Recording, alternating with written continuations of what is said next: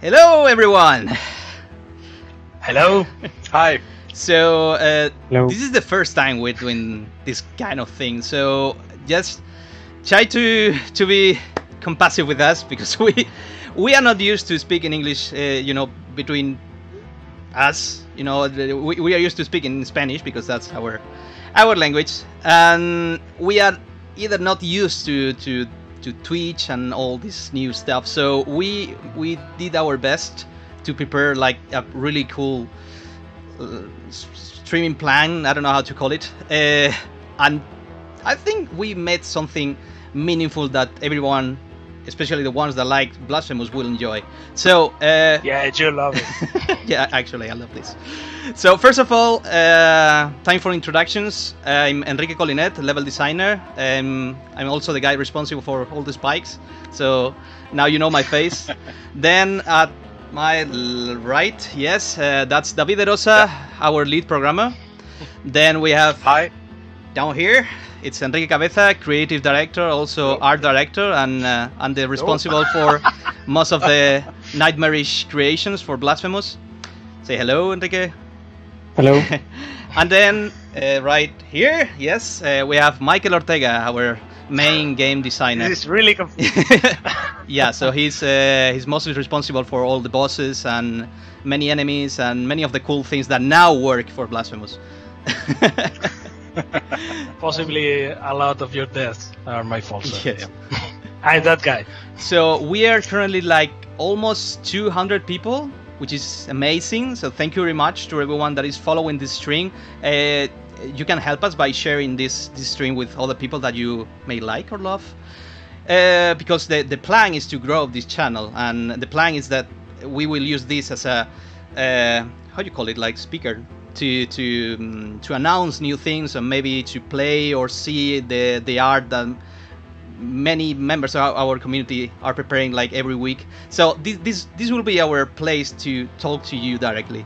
So you're most welcome to this place, and I think this is the moment where we will start to talk about our past, which started right here.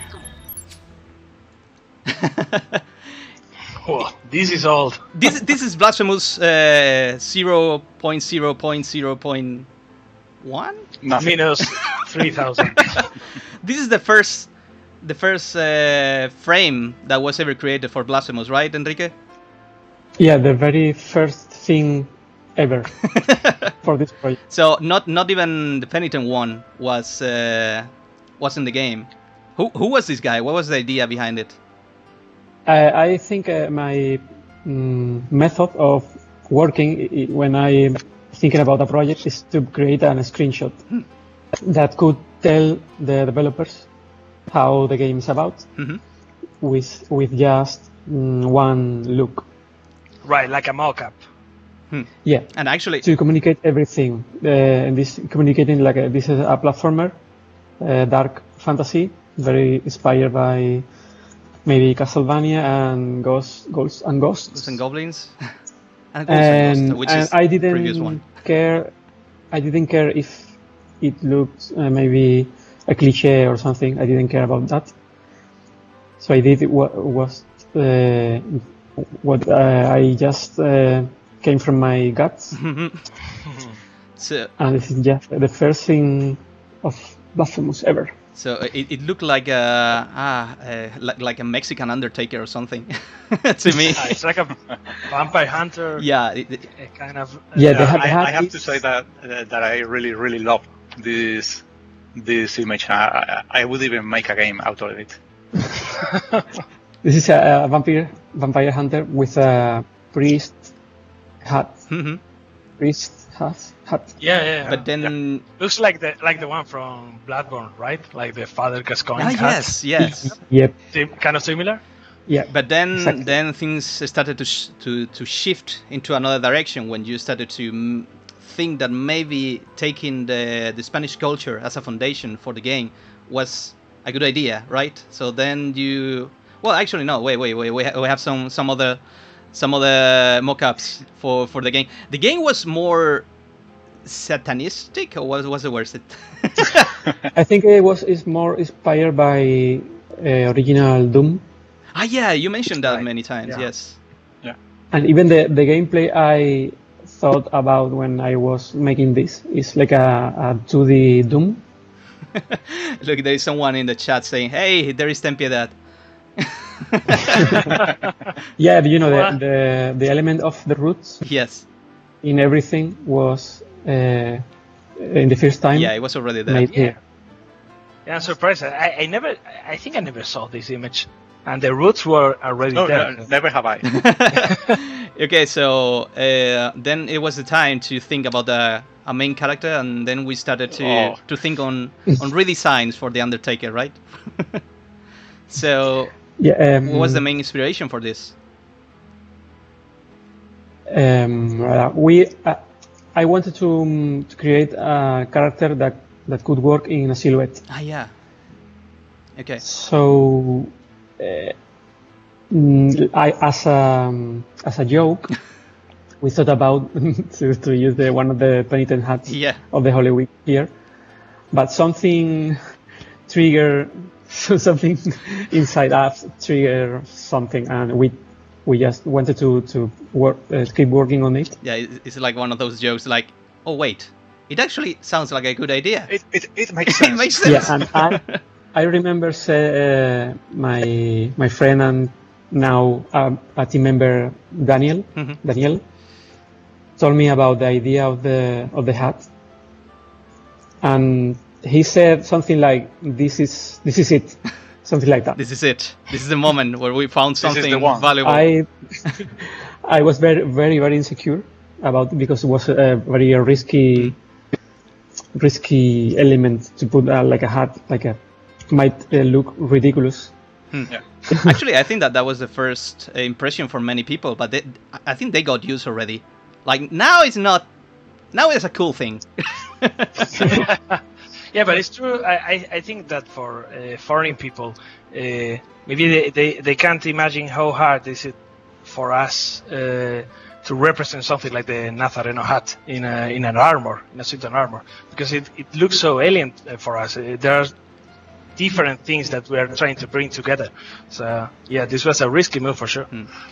So then the next step was to find a pose, a defining pose, something memorable, and that's one thing that surprised me when I saw the Penitent One for the first time. That the pose is not very common in 2D games because the legs are so spread out that I thought that it would not work in a platforming game, but it does actually. It's I think the value of having that pose, which is so unique and defining, was worth the effort.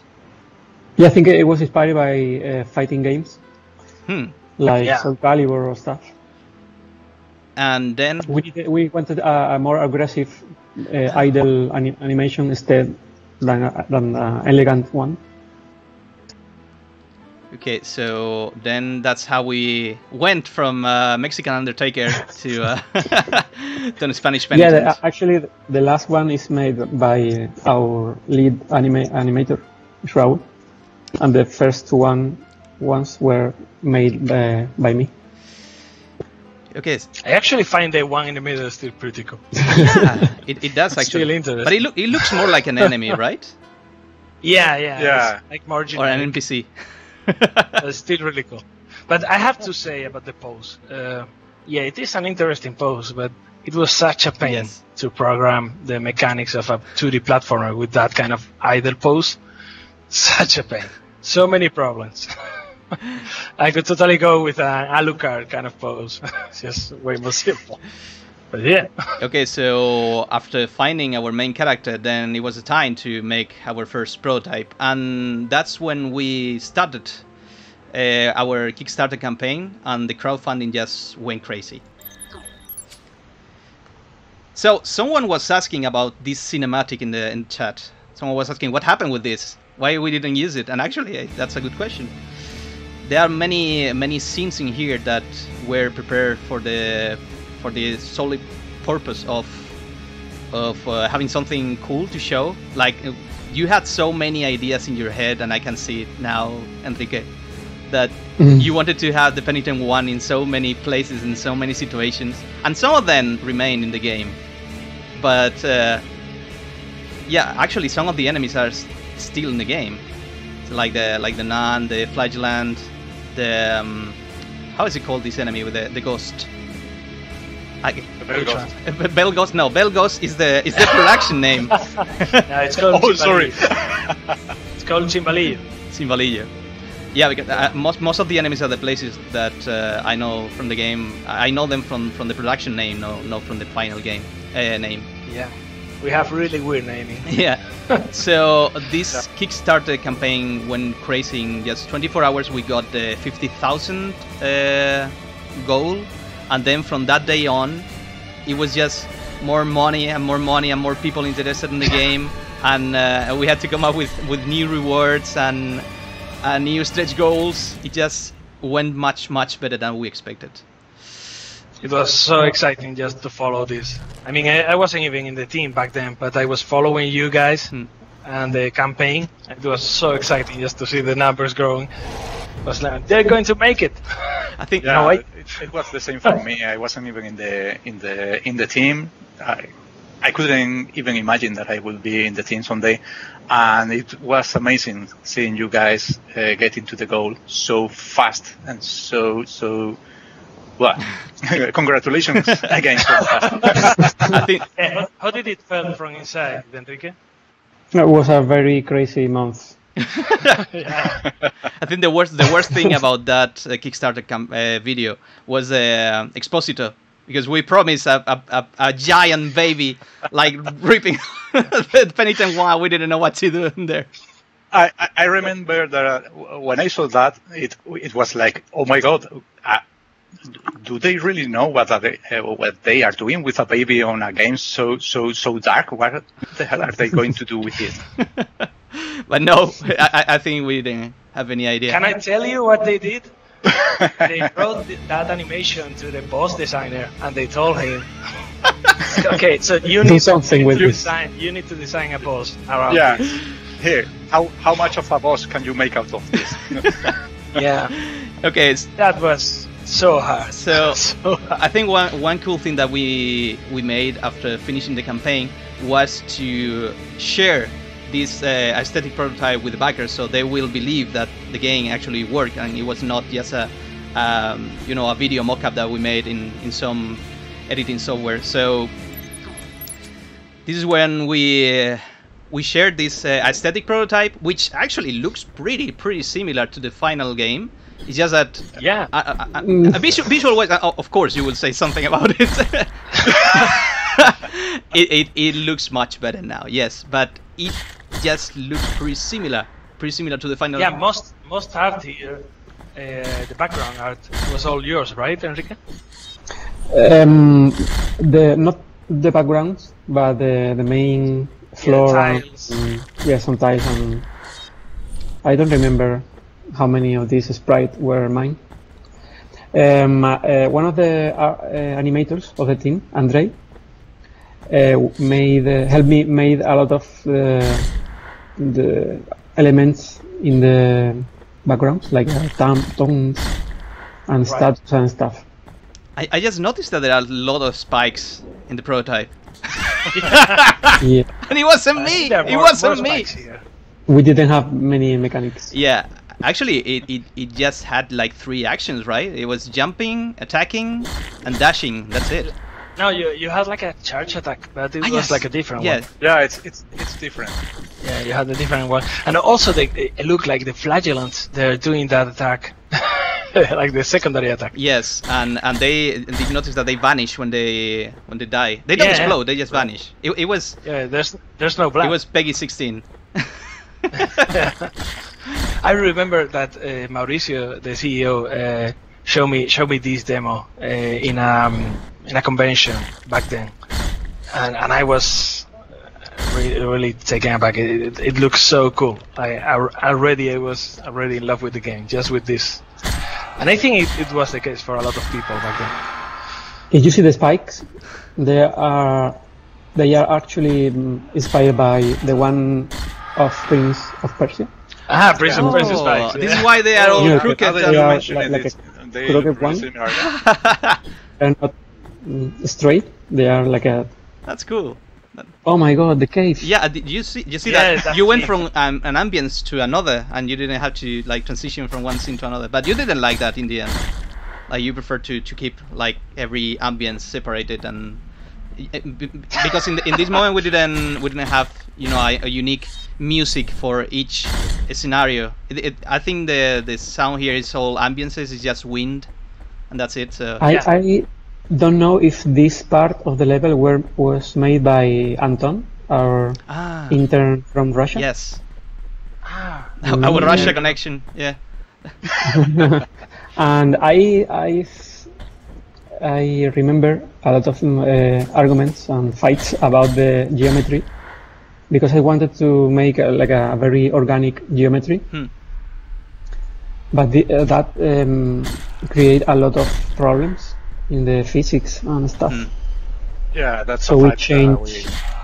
Look at all. One of the things for the next prototype was to change the way to make geometry. Actually, that was the whole purpose of the next prototype, which was called the gameplay prototype. So this this is when you joined the team, right? yeah this is when I I joined the thing.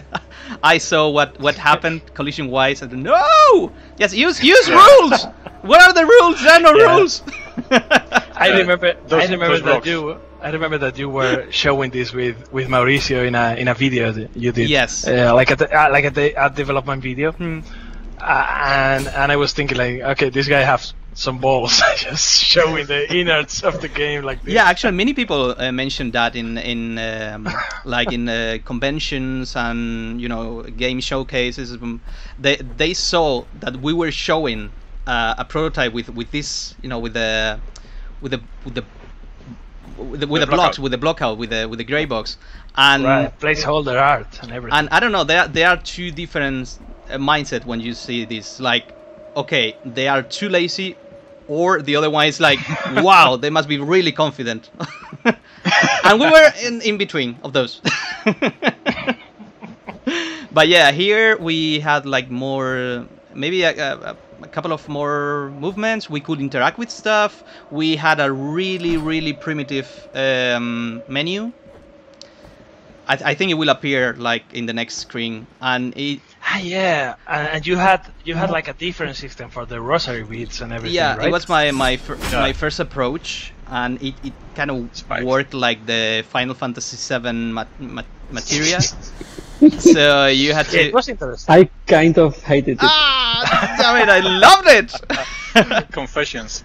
Yeah. I mean, Materials were great. I got his point. Like, you cannot make like a cool lore or story behind beats that look like they're just different colors, and that's it. One is for strength, another one is for fervor, and I like the idea of mixing this Final Fantasy VII mechanic with Blasphemous, but yeah, it I think at some point just went out of place. It just didn't fit. So it was a good call from Enrique, from that Enrique. No. Okay. Look, we also had the previews here already. Yeah. And it had the same animation already. So. Oh look! Oh, that's the menu. Damn it! Yeah, you remember that you had to load the prayers in here. Right. Yes, you had to kind of decipher the prayer before you could use them, right? Yes, you needed to spend fervor on deciphering the prayers, Right. and then you could use them. But it was just bureaucracy. It was just bureaucracy to use a prayer. So I just learned what the code for that deciphering is about, because I saw that on the code when I joined the team, and no one explained it to me, and I was just told that that's something legacy. It was but I never knew about it. This is still around. Like, yeah, like still in the prayer code, you can still see the cipher coast or something like that. I mean, yeah, there's some legacy stuff still going around. look! That's yeah. Yeah, that's the menu. But that was not the primitive one. That was the next iteration, which didn't look so bad. Yeah, that's the second one. Yeah. Okay, and I think in this prototype we also changed the dash movement, because before it was kind of like a body thrust, and here it was this slide like Mega Man, which I fought for it because it looked like the dash movement could be performed in midair, and I think I don't know, we discarded that at some point. Yeah, you guys didn't want to have an air dash, and I remember you telling me that you changed the movement because it looked like it could be an air dash too. I was a different man back then, maybe. No, but it was a compromise. I know why we did that, and I still believe that was the best option. Yeah, we end up with a character that has so much, well, character. Yeah, energy. Yeah, no, it has that way of moving around, which sets them apart from other video game characters. I think it feels more weighty, but still feels easy to control. I'm really happy with that. Yes, I see that there are many questions on the chat, and I think we already saw that there's questions and answers at the end of the stream. Yeah. We didn't mention that. So, yeah, I'm taking a look from time to time to see what the people is talking about, because sometimes we can use that question to just keep the conversation going. But yeah, we will have this half an hour for questions and answer at the end of the stream. So, well, now that you saw the bones of Blasphemous, then it's time to see how it looked, how the last prototype looked in the end, which was called the narrative prototype. So this one was awesome. This was published on June 2018, and here we can see most of what remained in Blasphemous at the end, especially this thing that I really loved. And I still think that it had potential, but I know why we discarded it, which was this dramatic zoom when you were going to perform an execution. I really liked that, but it was the only moment in the game where we kind of broke the pixel perfect and did that thing. So it no luck for you. So I don't know. Pixel perfect all the way. Yes, yeah. And actually, maybe you guys can recognize this location because it's right before entering Mercy Dreams. You can recognize Redento is right there, but this whole place, all the screens that were made for the narrative prototype, they were all discarded. Like this is all work that we had to throw to the bin because it didn't fit in our plans for the final game. But yeah, you can see. Yeah, but still, you can see the sensors. Yeah. That were used in the Mother of Mothers, right? Yes, yeah. There were many elements that were recycled from here, but not the levels. The levels were all gone, and I think that at this point we didn't even have the skills, right? All the special movements. We had the wall climb, yes. I think you had a few of them, like the lunging attack. Yes, no. The vertical attack and the charged attack. We had those two, but I think we didn't even have the ranged attack. Yeah, you had the parry already. Yeah. Okay. Yeah. You just parry a flagellum. And I remember there was like a story, like a pilgrim inside a jail. Yes. Yeah, this one. Yeah, that guy. Yeah. Yeah, he was like... It's a woman. Yeah. A woman, yes, and she was like hitting the door with a rock. And then we reused that. We recycled that for the Diosdado quest. Yeah, for the. In a way. This guy was like a mini boss here. Yes, it was harder. It was harder before. This encounter, it was totally felt like a mini boss. Mm-hmm. And you had to jump on the top of those ledges. Because you couldn't jump over him. And actually, the collision for this enemy was so huge. It was really hard. You could. Oh, you could. Yeah. But I never could manage to do that on the prototype. I thought that why the platforms were there. It was kind of hard to jump over that guy, but yeah, it was possible. Yes. Okay, so this was the last prototype we worked on before entering production. So you can see that most of the assets that we used in this prototype were reused in the final game. But we still had a lot of things to do. Like, for example, we had to create the whole world. So that's when I entered. Oh, those eyes. Yeah. Yes. This was after publishing the prototype. We had to come up with a world, but I never worked on a Metroidvania before, and I mean most of my experience was on 3D. So all the things that I knew was from playing Metroid and Castlevania and Hollow Knight and all those games. So I was just trying to figure out how to build a world from the very basics, from zero, and it was hard. So one day I noticed that we had these posits placed on our glass, and I started like shifting them around, and I saw that this was a really good idea, and it was pretty practical, and yeah, no. It was until it wasn't. Because they started to fall apart, and you had to use like duct tape. Well, yeah, no. I mean the idea was good. The code. The idea was great. But do you remember like trying to stick them sideways, because apparently they were better than. Well, as soon as I finished, I made a picture, and I started working with that in Photoshop, because as we mentioned, the posit started to fall off, and it was a pain, because I couldn't remember where the screens were. Like, shit, it was here, it was here. I didn't know where the connections were, and so that was the first iteration on Custodia. This is Custodia actually before it became part of the game. But then we also had a funny way to prototype bosses, which is I think my God. most of the people will recognize this boss, right? Like this was the first thing I saw when I joined the project. Yes. This is pretty abstract, but but it worked. It worked way better than other look, bosses. the chat is getting crazy right now. Yeah, the Archbishop. Maybe this should be an the painted Archbishop.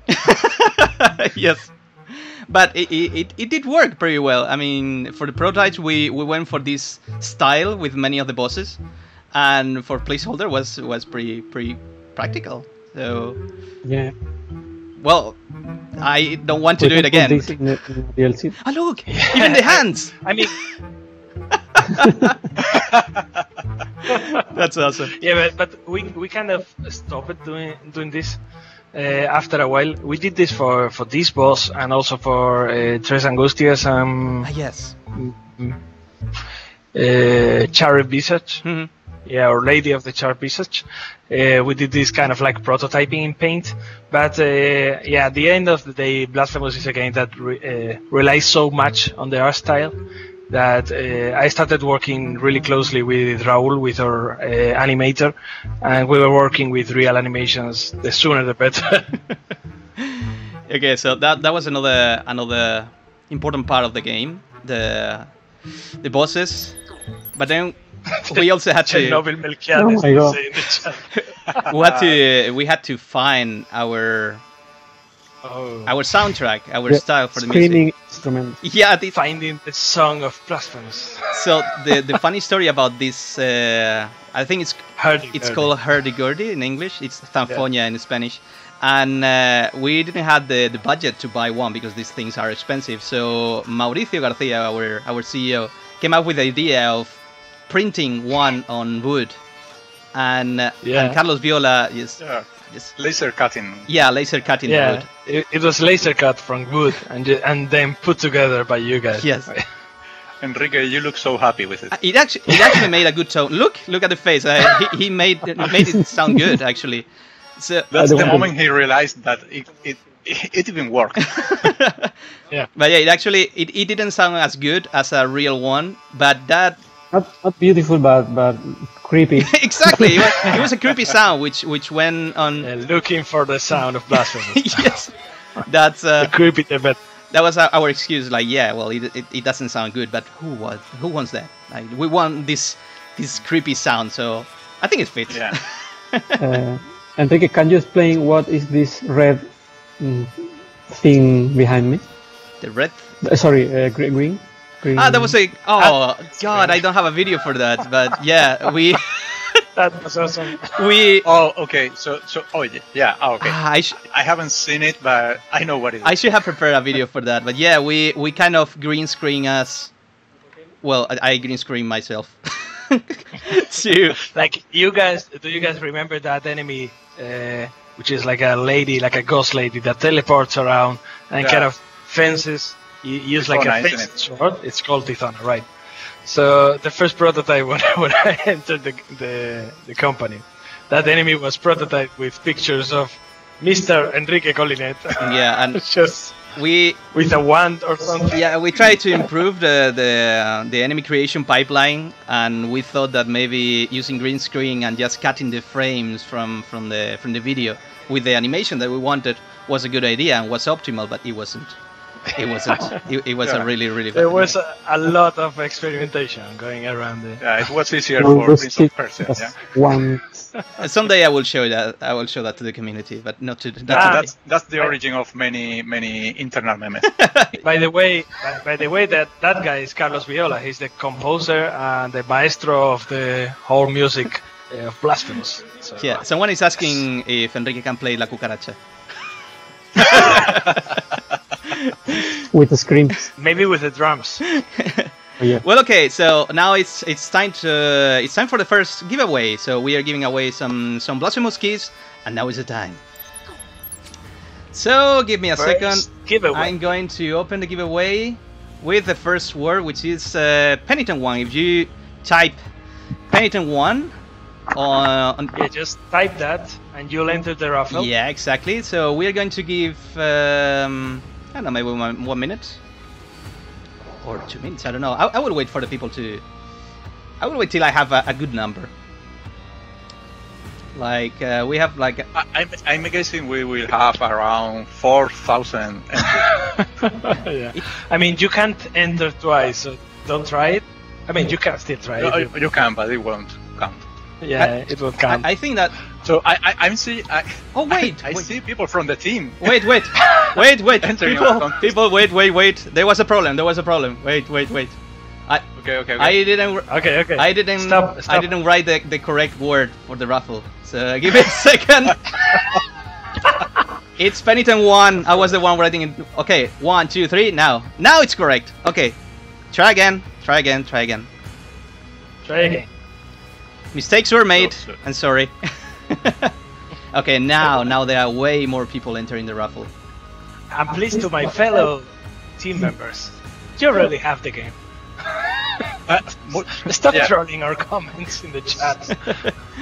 Okay, we're going to pick. Well, okay, I'm going to give like 5 more seconds. Yeah, give it a little 5, more time. 4, 3, 2, 1. Okay. We're going to pick a winner. Actually, no. We're going to pick 3 winners. First one is... That's it. You can't stop. The first one is... Why isn't working? First one is Anubis Turtle. I'm trying to pick a winner, but I can't for some reason. Yeah, it's there. It's showing up in the chat already. Oh, damn it. How many times I pressed that? Yeah. 3. There are 3 of them. I picked 3? Yeah. Okay. Okay, but none of them are talking. I mean, the miracle has spoken. Okay, the first 3. Shit. For the grace of the miracle, Anubis Turtle, you have won. Stop trying to join the raffle and just talk. Yeah. Okay, people say that you picked 4. I picked 4. I know that one of the winners is... come on. Ficciona is the second winner.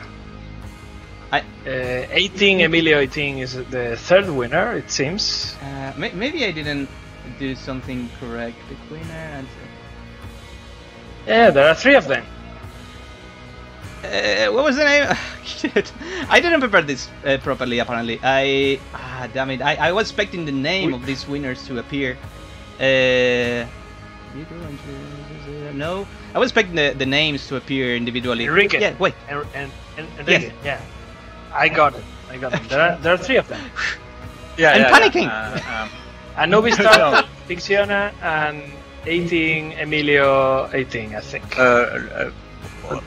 Yes, Team 17 is telling another story. Yeah? Yeah. Okay, I think Look through the chat. I'm going to I got the 3. Jono just helped me with this. So let me write the name of the winners. First one. Oh, damn. The first one is Leonardo. Second one is, what's the name of that guy? Yes, Anubis Tuttle. And the third one is Big Fiona. Is that correct? Yeah, I'm sorry for the fourth guy. I think actually yeah, there was a fourth winner. I think we can spare another key, right? Okay, Big Fiona. Because it was our mistake. Emilio. I think he said he already had it on another platform. That's it. There are keys for everyone. Emilio, sorry. Yeah. It was Emilio. That's it. It's okay, yes. Thank you very much. Yeah. And sorry. Thank you, Jono, for helping me out with this. Okay, so it's time to move to the next section, which is we're going to be commenting on some of the cool fan art that our community has been sending for over 2 or 3 years, and it's not. There are not a few; there are a lot. So yeah. Let's take a look on some of this fan art.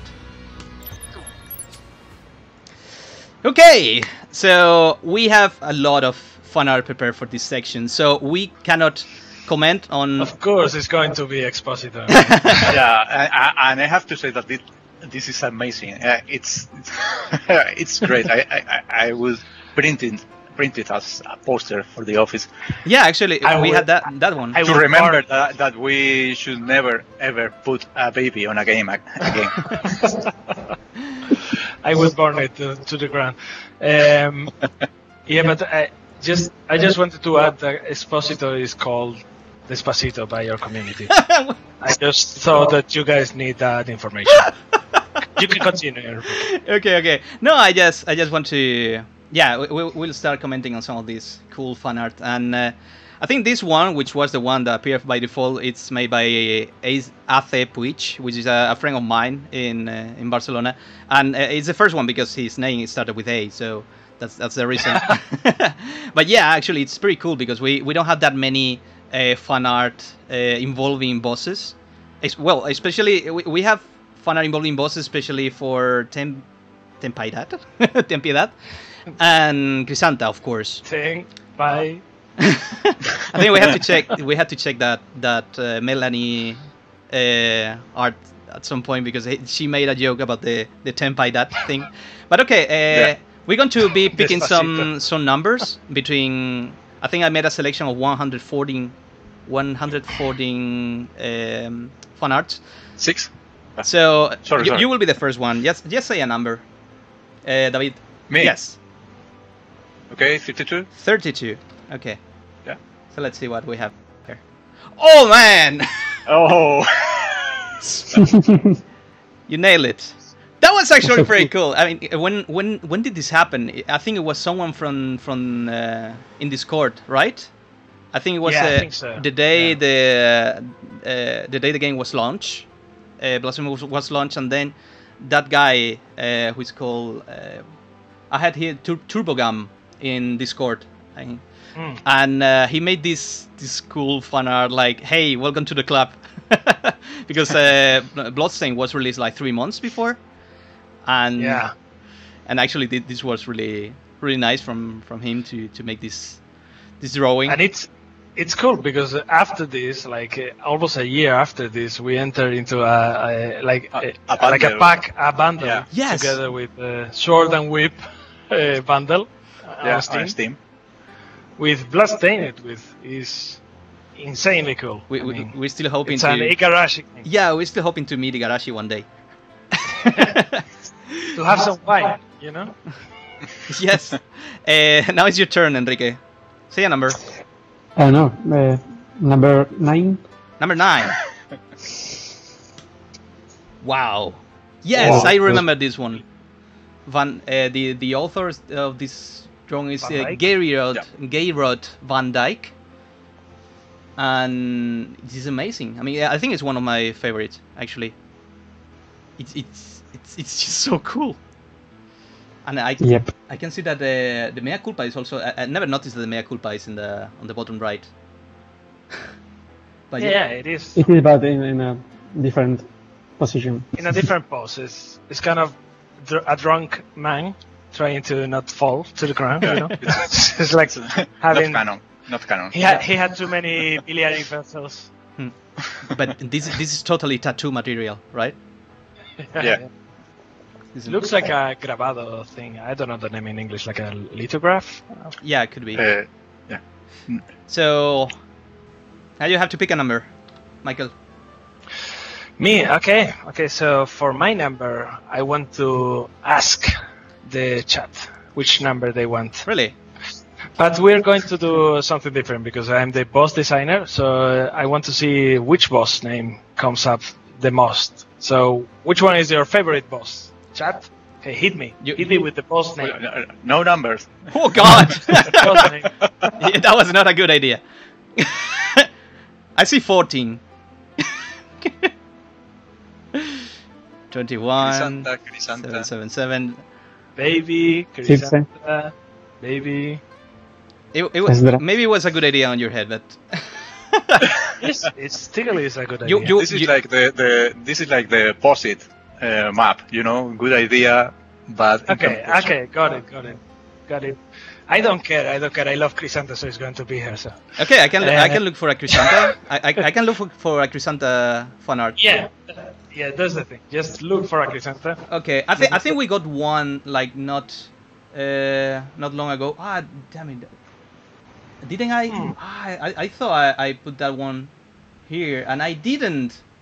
No, you remember the one that was published like last week? You didn't got that one? No, I didn't copy it into the folder. Dude, it's my current I'm wallpaper. sorry, but there are a lot of artists that have been waiting maybe for this moment, and they made a drawing like 2 years ago. I don't know. Yeah. They Okay. So because Crisanta is the number 9, so go for no. I 99. have a cool Crisanta picture here. Yeah. Yeah. I don't know the name. I don't know the number. Yes, give me a second. It's one of the last one. 99, you said? They're saying I'm in the final boss, Mr. Ortega. It's not this one, but this one is a cool one, actually. But no, the one that you... This is Alucard. Yeah, This is Alucard for the Netflix series. Yes. It is actually... With the daggers? What the fuck? It's another cool crossover, right? It is. I mean... But this is the one that I was looking for. It's a cool Crisanta picture. This one is fine. And it has all the details, you know, the sword with the purple lights and you know the helmet with the hands like that. It's such a crazy design, and I love it. Also, I remember one tidbit about Crisanta. I think it's interesting enough. So maybe you guys have seen the original concept art of Crisanta when she's one-handed. Oh, yeah, right. Yes. That's in the art book. Yeah. But I needed her to have 2 hands for the sword. So basically, Raul and I, when we were designing the boss battle, we gave her another arm. She just grew up and a hand out of the blue and just had whole design change because the gameplay needed. So yeah, and a gun wasn't an option. Yeah. Okay, let's see. Let's pick another number from the chat. That first one that I see, I will pick that one. Let's see. And someone said, waiting for it, 7. Someone said 7. Thank you, Halsey. So 7 Halsey is... Eterna. Oh man. Oh wow. This one's good. But where is the Penitent One? There's no Penitent One here. he ran away. But I have a pretty good idea of where he is. You can make a whole game with these creatures. Yes. Actually, look at the details. It actually it's kind of like another crossover with Bloodborne. Actually, Look at those. The breach, for example, it reminds me to Bloodborne completely. And there is How did you came up with this guy, Enrique? Oh yes. I don't remember. Yeah. I mean, it's obvious for us, at least in Spain, that it's based on the procession thrones that are carried around during the Holy Week here. So it's like a living throne in a way. Yes, I think it's a lot of things in Blasphemous is a mix of several elements in one element. So what's the element at the bottom? What's that?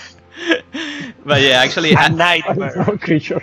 I remember pretty A clearly living nightmare. the day I saw this this enemy, and I thought, okay, this, I don't know if this is wrong, it's right, I don't know, but it's fucking cool. It's super cool. But then the other problem started, is like, how are we going to turn this into an enemy? Because usually all the enemies in Blasphemous are like smaller, and this one was massive. I think at some point we even considered turning it into a boss or a mini boss. Okay, so let's. Yes, so we give him a projectile attack. Makes things a little bit easier. Yes. Because it was such a mess, and I remember the first animation of this guy, which was like really jittery, and he was like doing this all the time. It was very, very difficult to animate. Yeah, it was such a core. Yeah. Okay, so One of the biggest ones. let's pick another number from the audience. Okay, another number. First one that I see is going to be chosen. Let's see, and well, no, that's too high. It's too high. 13. 13. 13? Okay, 13. 13. Let's see. Oh, okay. Oh, This Tingle. this has a special place for us because it's run by Melanie Jansen, Ah, right, yeah. and she went crazy about Blasphemous in the last Inktober last year, and she made. I think she deserves to. Yeah, she deserves that She- we she show does the whole thing. so much. Yeah. She does so much fan art for us, and it's always amazing. Yeah. She's keeping the fan art community alive Yes. all by herself. For example, here, every day in last year, in the Inktober last year, had a different hashtag, and this one was Brotherhood. This one was Hope, and look at that. That's dude, that's the thorn. Yeah, that's the thorn. That's the The thorn. thorn, Exactly. yeah. That's so cool. Never noticed. Then the next one is Ornament. With Viridiana. Yeah. We're in the Viridiana, John Viridiana. John Viridiana. Yeah. Right. Yeah. Then the next one is Penitence, and of course. And yeah, that was Penitent Sona, which is like an original character created by her, based on the Blasphemous universe. And I don't know why she has such a crush for Esdras. Because Esdras is the coolest one. I mean, after Chrysanta. I don't know. And then this was the last one. Maybe there are others, but this all I have. This was Twisted. And yeah, Yeah, it's really cool. the Pope. Okay, let's pick another number. Thank you, Melanie, for all these drawings. Really, Thank you. we love them all. Okay, Yeah, let's they're pick another number. And the number is 87. 87. 87. Okay, let's see. Ah! Awesome! What is this? What? You remember this was the first time someone made an anime version of one of the enemies. Oh, this is so cool. I need this for every enemy now. Okay, chat. You have a mission now. That was this is an enemy that you find in the convent, right? I mean the Yeah. internal number is Fire Thrower. Yeah. Canon name, and I don't know which one it is. I have no idea. To be honest, there are there are plenty of times that we have to check on the artbook what the real names of the characters are. Yes. At least me. Yeah. Especially when we check the box that Team 17 sent us. Sometimes they mention an enemy. It's like, which one was that one? It's Yeah. it's floating head. It's exploding thing. It's I cannot remember. It is flying patrolling enemy. Yes, yes. Because that's an actual name. It's Diglett. No. That's not real. Okay, let's take a look on another one. Okay, the last one. By the way, this enemy is called the Blazing Icon. Ah, okay. For your Information. Okay, I'm sorry, but I'm sure I will forget about it in a couple of minutes. Yeah. Okay, let's check another one. Okay, let's check 3 more. Yeah. What? People is already. What? I was just trying to punch David. Okay, David, you can say a number.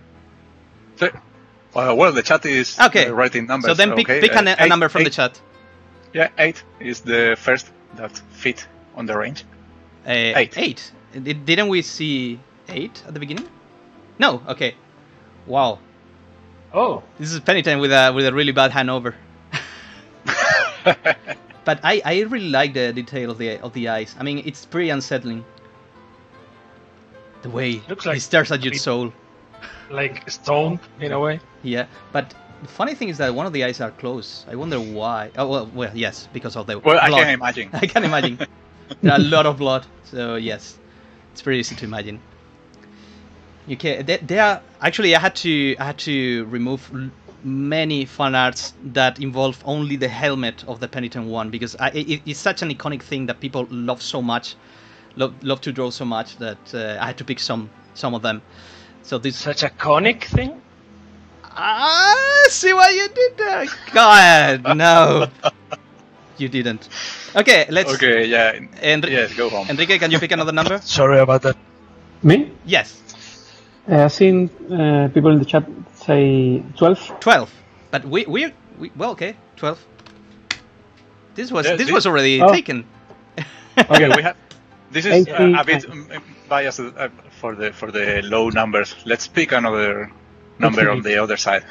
Yeah, yes. Let's pick a bigger one. Okay, so which one? 89. 89. Okay. Oh, yeah. Wait. This is actually pixel art, guys. Yeah? Yeah. Looks like a gorilla's version of the Penitent One. I love it. It's pretty. Really cool. You know, it reminds me to the Dragon's Lair style, but you know, it's pretty different. Yeah. But I love it, and the mea culpa is it's gold for some reason. Yeah, and I like how he has like the pinky there, like. You know, yes. Like, it's really delicate in the handling of guilty swords. You know, like this is a relic. Straight into the care. Okay, let's pick a last one. So let's see a number in the chat. The pinky, yes.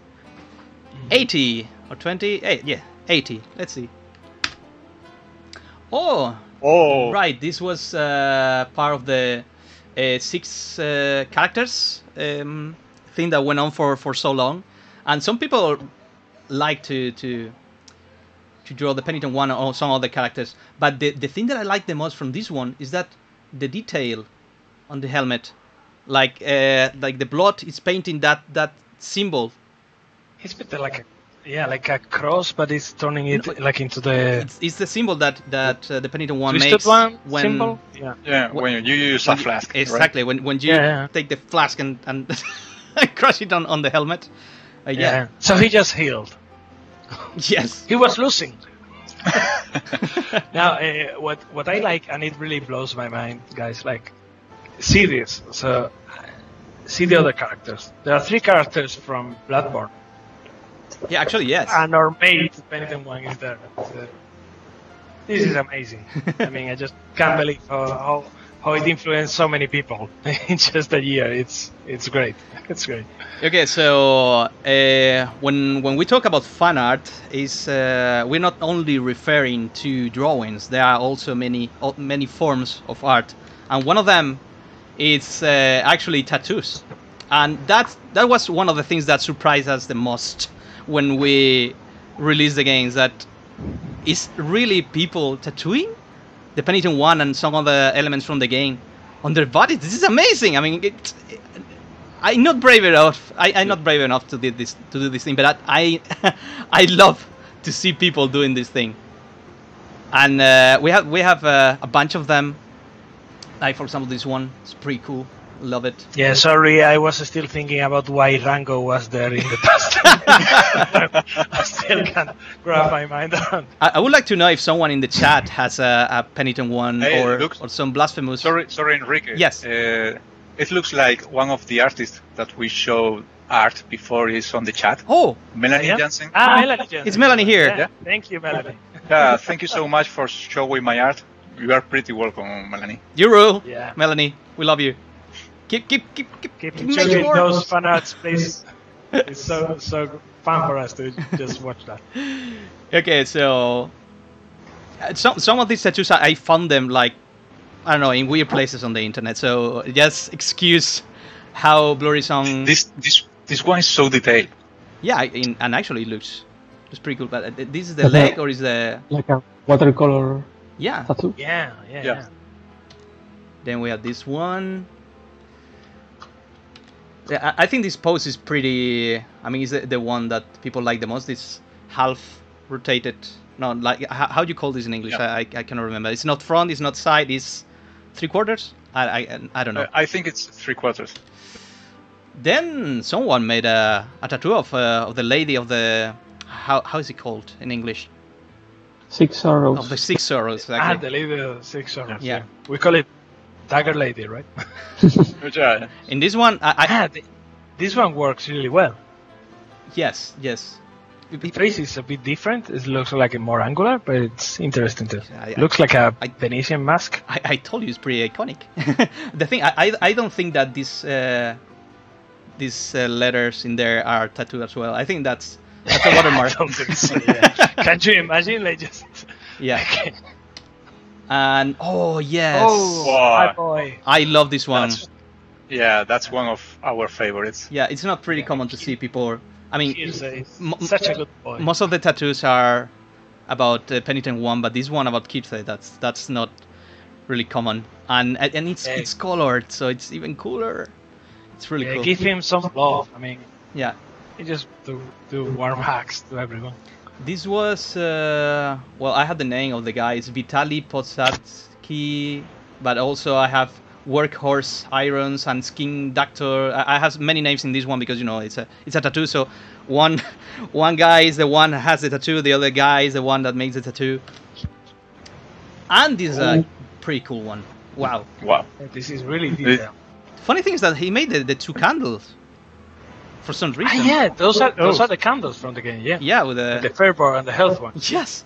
It's funny that he decided to put those candles there. But yeah. And they're inside the symbol with the whole how's it called? Damn. The last stage of the Thorn, Yes. which is called like the Okay. yeah. So let's take a look on the next one. Yeah, again, but this is more like a direct rendition from the graphics that we had in the game. From the game. Yeah. It looks like medieval. It's cool. Yes. Oh yeah, you remember the pixelated one? Oh. Whoa. Yeah, What? it's a pixelated tattoo. Yeah, zooming. Isn't that like really painful? This has to be really hard to make. Like how do you keep a straight line on a soft body? I'm pretty sure it's no pixel perfect. But it looks badass. It's really cool. it's awesome. And it's that's the pose from the Kickstarter trailer, right? Right, yeah, when the cutscene, he's hanging the sword, yeah. And what else we have here? We have the mea culpa in the right In the on chest, the chest. right in the chest. Whoa! God, that's Just a penance. This has to be really painful. Yes. yeah. But that's awesome. I mean, it probably looks pretty cool. And that's the actual mea culpa, like perfect, I think. Yeah. Is it perfect, Enrique? I think it was taken from the 3D render, right? What do you think, Enrique? Cabeza. I think so. From the how you say it? The 3D Yeah. metal one. Right. Yeah, I think it's taken one from the 3D. limited run edition. When we started production, we had this 3D model or the Penitent One, and we had some. Actually, you can see this exact picture in on the cosplay guide that we have on Reddit. and you can see this exact picture of the sword. So they probably use that picture as a guide. Okay, what else we have here? No, the Penitent One in front. Yeah. And this is more like a comic book style. yes, kind of cool to see that shading. Yeah, it's like a sketch. Nose is like a boxer. And this one, I think it was one of the most recent ones that were sent to us. Yeah, I saw that from a guy in Japan. Is it from Japan? Yeah, I think so. Wow. Yeah. And the shading is really detailed. It looks really, really well done. That one, wow. This is more like I wonder if it's pixelated because it's pixelated like the other one, or it's because I have a low res picture. No, it's because I have a low res picture. Res. Pretty cool. And of course, I need to show this one. No, not this one, but it was included here. But why the cross? I wonder why the cross. I don't know. Kind of missing the point. Well, this one was the one that I wanted to show. This one was it's now part of the body on our lead animator. Raúl Vivar made a tattoo of the twisted one symbol, right? Is it called in English?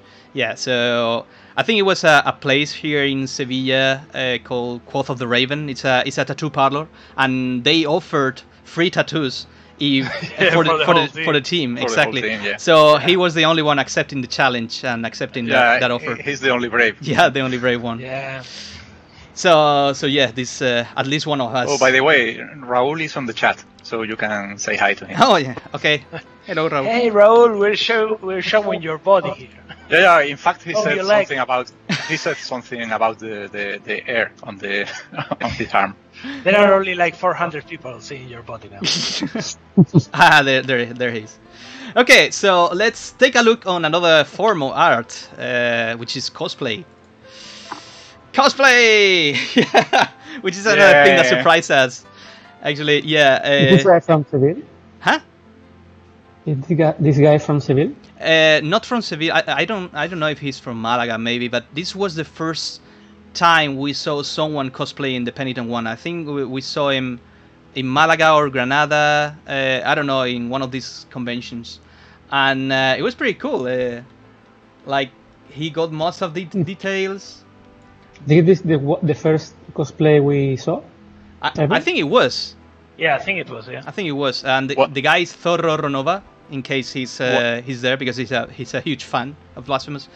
Yeah, David. What is he holding on his hand? Yeah. Oh, is that a baby? This is in the office actually. It's a baby Ten Piedad. It's a baby Ten Piedad, yeah. Yeah. But it's what's the name in Spanish? I don't even want to look that name in English. It's God. It's a common enemy in Castlevania as well. Like. Oh yeah. What's it called? I cannot remember. I'm sure Michael knows. The Fleeman, the one that no. jumps around. It's like Mandrake. It's like a mandrake. Exactly. Okay. So he like a twisted fruit. Yeah. He kind of like proposed like a backstory for Ten Piedad.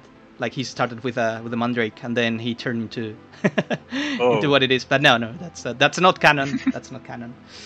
Okay, let's take a look on the next one, because this was the first one that we saw from outside of Spain. Like I don't know if this an English guy. I'm not sure where this is coming, but this guy is called Coacrasoa, and I cannot remember if this was the finished version of or he was still working on it, but it was also cool to see someone from outside, like, hey, they are noticing us outside of Spain. So outside of Spain, yeah. Yes, I'm feeling some JoJo vibes from from the pose, right? Yeah, it's really good. Okay, next one is, some of these I found them on the internet. Like, I don't know where exactly. I just copied the name of the guy from Twitter, Instagram, but I don't know the backstory behind these pictures. Yeah. I really don't know. I would like to know, because this guy, it's apparently in a, I don't know. That's a coat of arms, and that looks like like a medieval church or something. A Templary. Yeah, like a Templar. I don't know. But yeah, this guy is called Alex Phyrexian, and well, he also tried to be the Penitent One, but it can only be one. So this was another one that I found. Whoa, this is pretty creepy. The thorns are really, really, really wide. But yeah, this. But the mask is it the actual face? No. It's a mask. No, it's not. No, can you imagine like painting your face silver? Yeah, I'm getting your eyes out. Yeah. That's the hardest part, but You have to sacrifice sorrowful are the ways of the miracle. The next one is a work in progress because it wasn't finished. I don't know if he managed to finish the thing. It just that face on the helmet reminds me to this creepy movie. I cannot remember the name, but it was like a claymation movie with the face like changing. I cannot. What, Enrique? Ice White Shot? No. Not that one. Not that one. No, the anime one. Yeah, but actually the armor shoulder is actually looks pretty good.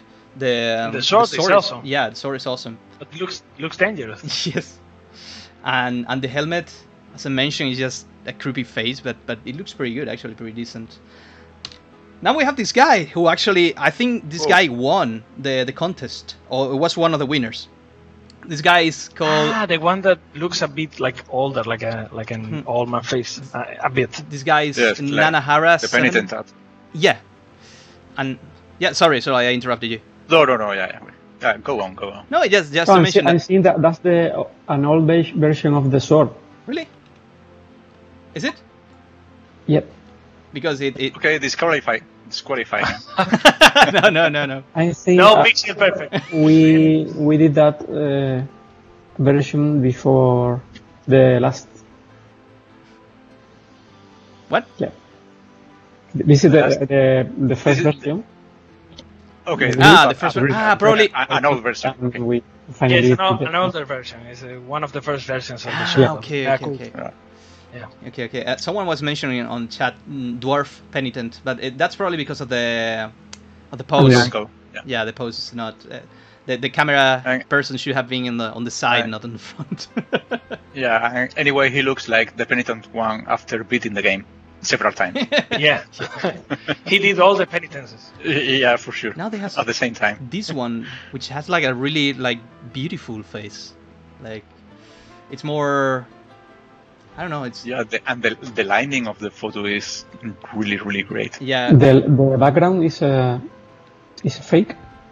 It's from. I don't know, but it has some edition. It has been edited for sure. But whatever. Yeah. It looks pretty good. Look at the mea culpa. It's wow. You can see the sculpture here of the twisted one. And the face, it looks kind of like an elf or something. It's like more refined. Yeah, it's less rude. It's like it's going to betray you sooner or later, right? Then does that look? We have this one that we like a lot because this was sent by the guys from Team 17. Jono, our community manager, has a theory that this guy is someone from QA, and actually he worked pretty hard on this. On this. Yeah, with the materials they had. Yeah, look at this plate. It's just. It's great. I love it. I love them. Yeah, and the pose is pretty. Oh, the pose is pretty yo-yos. Yeah. Yeah. I love this one. I think it was because they did a party there for the lounge or something like that. Wasn't that some kind of event? Okay. And then we have. Well, I think this is the best one we have seen so far. This is made by Mech Cosplay. And this is just amazing. Like, I want to buy that thing. I need it in my life. I need to touch that armor. It's just... I don't know, there are not enough words to describe how awesome this is. Just it looks like a figurine, really. It's... Yeah. Okay, Warhammer. Yes. It's amazing. It's amazing. It's really good. I was and also he was showing the whole process, like how he was making the helmet and the armor. Yes, it was so cool to follow. I would love to I mean, I mentioned to Mauricio, our CEO, that we should buy this cosplay and have it on a mannequin in our office, because it's just it's amazing. It's awesome. I couldn't work at night with that on the office. Dude, best solution: hire the cosplay maker, make more cosplay. Okay, and now a really special one, because we are really looking forward for this cosplay to be finished. This is Olga Monolori, and we have been following her Instagram for quite a long time, because she's making the best Perpetua cosplay that we have seen so far, and maybe the only one, and it's just fucking amazing. This is only one part of the cosplay, but she's making the wings, she's making the sword. Weapons. Yeah, the whole set. Everything.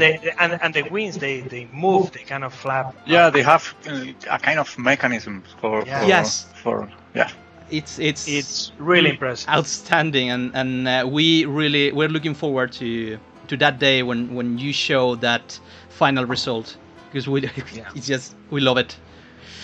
Okay, so now it's time to announce one thing that we want to show, we want to announce, and we want you to participate. So this is the thing. So we know you guys love the art book, and it's kind of hard to get more copies at this point. There are no more plans to sell the book, but we have some copies here in the office, and we would love to give away these art books for people that are preparing. If you want to, if you have prepared any kind of art, drawings, modeling, cosplays, song covers, whatever that can be considered art, even if it's old or new, doesn't matter.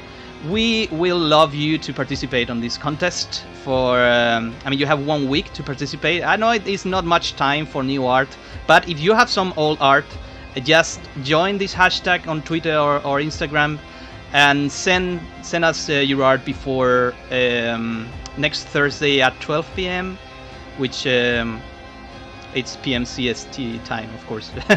But yeah, we will. Yeah, that's UTC +1 for those. I don't know, because we are broadcasting this from Spain, so I don't know. It's just impossible to talk. Or 2, sorry.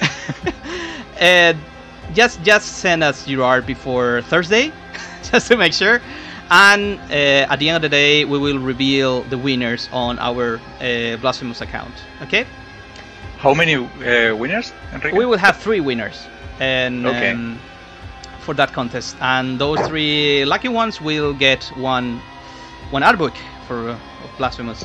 So yeah, people, just join this contest, and maybe your art will be shown on another stream that we may make, like in the future. I don't know. This is the first one we make, so I don't know. This is actually a success. It's like more than 400 people watching us right now, and I didn't expect that. I'm having a really good time. So I thought it would be more stressing, but I'm willing to repeat. Yes, don't check the chat, because that's the stressing part of the stream. Well. Okay, so, and in case you love so much Blasphemous that you want to have it on your body like the tattoos, but you don't want to deal with the inconvenience of having it forever, you can buy some stuff on our new store. So yeah, you see how I did it, yeah. Yeah, really subtle. It's really subtle. So you can see on our Twitch channel that we have a link for our store. So in case you want to get, nobody's wearing that shirt, right? No, not the shirt. God. We didn't prepare this. Okay, but we have many shirts and posters and chairs. Chairs, for example. Chair not included, and also the plant is not included, people. But you can buy the Necro poster, which is the key art that we use for the art book and the soundtrack. You can also buy the Steer of Dawn T-shirt, just in case you want to to support us. So this is all we have for now, but we're planning on adding more merchandise in the future. So now it's time for a second giveaway. Right, guys? This time I will not fail. Also, I have an announcement. Just came right in that Enrique is not going to be leaving level design. He's not going to be our marketing director. It's not his thing. Wow. Not your thing, Enrique. No, it's not your thing. No. No, I don't mean you. I mean the other one. Oh, it's so confusing. Well, let's give some sinkies, shall we? Okay, so this is the second one, and I'm starting the raffle right now. Okay. So the word is. They're asking for Conhead, Merc. Conhead. Conhead. The words are already chosen. I'm not changing them. Okay, so people are already joining. Okay. Yeah. That's a lot. That's a lot of people. Okay, in the moment I say stop, please stop, because then it's going to be harder for us to see who's the winner. Yeah. Okay, so I will close in 10. Pi. That. 6. 5. 4. 3. 2. 1. Okay. Stop. Stop. Stop, guys, stop. Okay. Did you stop, guys? Yeah, they're not stopping. No, they're stopping now. Okay, stop. Okay, now they stop. Okay, so let's pick the 3 winners. The first one is... It's Melanie! Melanie Jansen! Oh! That's awesome! That's awesome. Okay, Jono, please. She deserves it. Jono, please, could you copy that name and post it on... Yeah, thank you. Okay, let's pick another winner. And the next one is... Eternal, I think. Okay, cool. Congratulations. Let's wait. Eternal 18, okay. And the third one is... Is it? Rodri Rocks. Rodri Rocks. Cool, awesome. Basic Spanish. Okay, congratulations, you guys. Okay, thank you very much for joining this raffle. Okay, so I'm pretty sure you already have the game, so just give it away to doesn't a friend or matter. something. Doesn't matter. Bring some people to custody. You know, some people bought it for a Switch or for PlayStation 4, Xbox, so Yeah. now they can play on PC. Okay, so what next? Yes, I know what's next. You know that fans are not only creating art about the Penitent One, they also reimagine the Penitent One in different games. So let's take a look on some of the renditions we received about the Penitent One, joining some other different universes. Oh, please. I just saw something in the chat. They're asking if 11 Piedad will be in the second. So cool. I really love it. So what do you think, Enrique? You like it? Love it. Love it. Yeah. I love it. Would be so good. Yeah, actually, like a spin-off. the style is spot on. This was made by unknown. Good. It's just I found it on the internet. I couldn't find the original author. If someone knows about the original author, please tell us. We need to know who made this, because it looks so good. I love the sword. It's pretty good. I mean, it could perfectly join the other characters in Darkest Dungeon, and it will fit. Okay, want to check another one? Haha. Oh yeah, of course. Yeah, Dark Souls. Well, we're missing one important element here, but it's pretty close actually. It's pretty close to. It's super close. Weirdly. I wish in Dark Souls 2 they will have cone-shaped helmets, but maybe they have something, but not with the thorns. Actually, that helmet was from which boss? You probably know it, Michael. Yeah, this is from the Mirror Knight. I believe. Which many people mentioned that it looks pretty similar to the Penitent One, right? It was like a giant knight that could summon NPCs or players. And it had faces on the back of the helmet? I don't think this one has faces on... No. Oh, wait, the boss had. I think the boss had. But not the helmet that you can use for your character. Okay, let's take another one. Let's take a look at another one. You know from which game this is? maybe the chat can. Yeah. Okay. Let's see wait for the chat. If they can, like guess. Yes. Nixon Kane. It's from Diablo 3. So I haven't played Diablo 3, so I don't know if you can make a better rendition of the Penitent One in that game. But this one is pretty cool. No, actually. I don't think so. But look, there is a kind of like a Tempiedad on the flag. Yeah. It's called a goat, dude. Well, it's an animal that exists. Yeah, I remember. Yeah, you remember. This is awful. Actually, I hate it. This is really poorly done. Yeah, you did this. Right? Yeah, I did this. in Dreams. Yeah, this was made on Dreams. So you're putting your own fan art here. Yes. You're the organizer. Where's the merit here? Well, I had the chance. Do you have a video when player moves? I also recorded a video because I changed some of the key animations, but I'm just not that good using Dreams for now. But this is the best I could do. And there are look, guys, if you know how to use Dreams, please make something Blasphemous related. Every 2 weeks I start Dreams and check the hashtag like Blasphemous, Penitent One, and I don't know. I use them to look for things related to Blasphemous, and there are none. There is only my thing, and it's sad. I want more things. Okay, so next one, it's your dream. You will probably recognize this, Enrique. Oh yeah.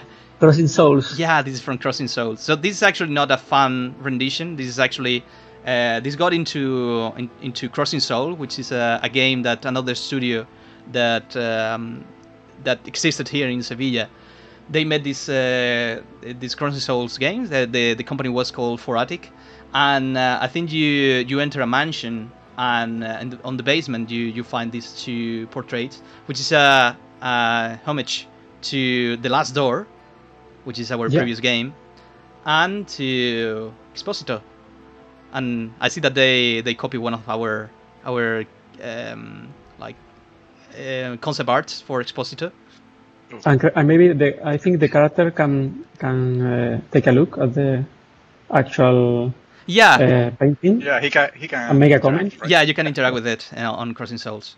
And of course we wanted to return this favor, so this is why we joined. Look at the guy on the bottom left, and we made this rendition to him and the other characters from this game on the Easter egg room, which actually is not so Easter egg because you needed to complete the 100%.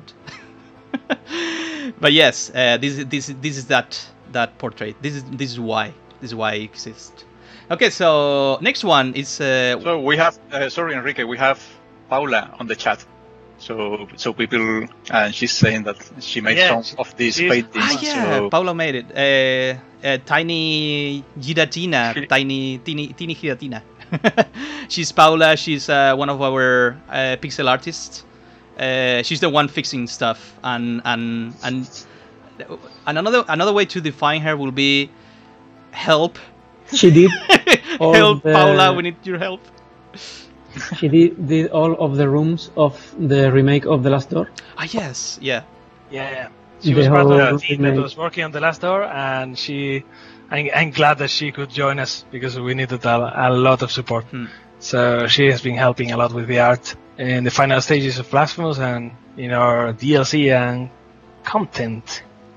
Yeah, a question that we get a lot about this room is about the purple guy. I saw someone ask about it on the chat. There is no official answer yet. Yeah. Okay. So about what? About the purple guy. The one. Okay. To the so right. so you see the games that are featured here, they are all indie games or are related to the indie game community, right? So from the left we have Shovel Knight, of course. The one on top is from the Indie Burgers developer event, which is a convention that we developers do here in Spain every year.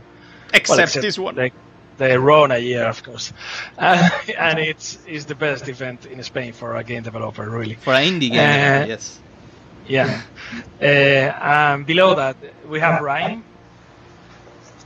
Then Crossing Souls. On top of the Crossing Souls, it's Maldita Castilla, Curse Castile, from Locomalito. And on the right, we have Unep. Yes. And I'm not saying anything about the last one. Then you didn't help. See what I did? Okay, let's say that most of these are renditions to Spanish games, except for Shovel Knight. So maybe that's a, I don't know, maybe that's some information. Okay, so let's take a look on the next one. The next one is actually pretty cool, and you didn't see it before, Michael. I showed it to you like before this this morning. Ah, no, not this one. Sorry, I went ahead. This was a demake rendition for Blasphemous. You can see the Penitent One here. You see? Just barely, but yes. It's a NES. It's a NES rendition, and I like that. NES game. That this guy who is called Digital Monk, the guy changed also the UI, so you can see the flasks and well, I assume that that's the range attack of some kind of player. I don't know. But is it actually for an NES game? No. Michael. No. It's a mock-up. It's a mock-up. Ah, okay. Yeah, it's a mock-up. Michael, there is something wrong with your microphone. Oh yeah. Now it sounds pretty good. Now. Yeah. Yes. Okay. So the next one is the one that I showed to you, Michael, which is this one. Oh yeah. You know from where this is coming from? Yeah. This is from Monster Prawn, right? Monster Prawn 2. No, it's the first one. I think it was from the first one, but I actually don't know if this is in the game. I know there was like a Halloween event, and I don't know if some character like dress as the Penitent One. Anyway, they made this and they wrote this this message for us. Can you date the Penitent One? I wonder. I wanted that. I wonder how. I wonder. Okay, so this is from Monster Prawn, which is another very successful Spanish game. I think I would say it's one of the most successful Spanish games actually, currently. Yes. The next one is not a real game, but we wish it was. Oh yeah. Oh yes. This was made by DH JPC, and it's kind of like a SNK style rendition. So it's kind of like one of those SNK fighting games. And I just want to see the idle animation for this screen. I would love it. Yeah, but it's a mock-up, right? It's a mock-up. Yeah. It's just a mock-up. Would be awesome just to see a fighting game. Look at that. Look at the beauty. Like this. Okay, next one. It's from one of your favorite fighting games, Michael. Oh yes, of course. What? But I did one too. Soul Calibur 6. 6. Yeah, it's from Soul Calibur 6. Yeah. This was made by Punchy Donk, and actually, well, he or she got the cone-shaped helmet, so that's good. But there are many. It's a weird way to achieve the cone. By the way. Yes, actually, I spent a few hours with. What is it? What is this thing? So there are like two elements, and one is like a spike, and it's inside another element which is like a sphere or something. Okay, I see. And the Penitent One has the blood on top, and the robe, the red robe, and the shoulder pad, and it's pretty well done actually. Pretty well done. Even the pose looks like the official one. Okay, then we got the Tower Princess rendition. This is not happening, unfortunately, because yeah, well, I don't know, maybe we can change their mind, but they made this, they modified one of the models just to show the it looks so cool. but there were many people asking for this, like, but is it going to be included in the game? And say no, this is just a rendition, and that's it. I want to see them with the animation, right? Like clunk, clunk, clunk. yeah, I would love it.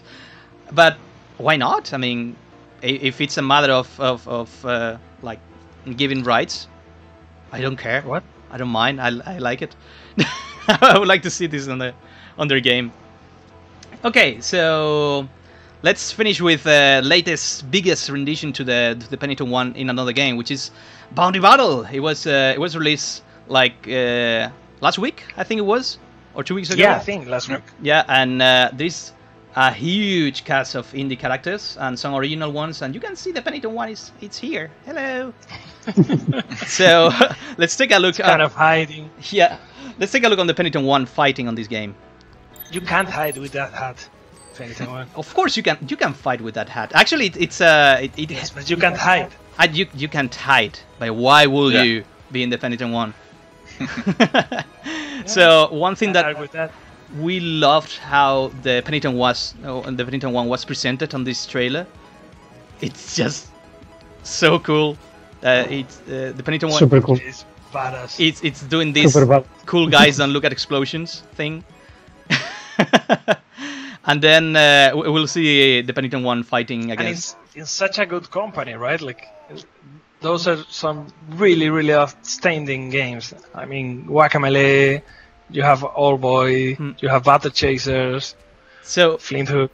It's really cool to see your character there. There were some people asking how this happened, how the Penitent One got to be included in this game, and actually it was like maybe 2 years ago when we received the first email by the guy behind this game, asking for, you know, if we could grant the permission to include the Penitent One on his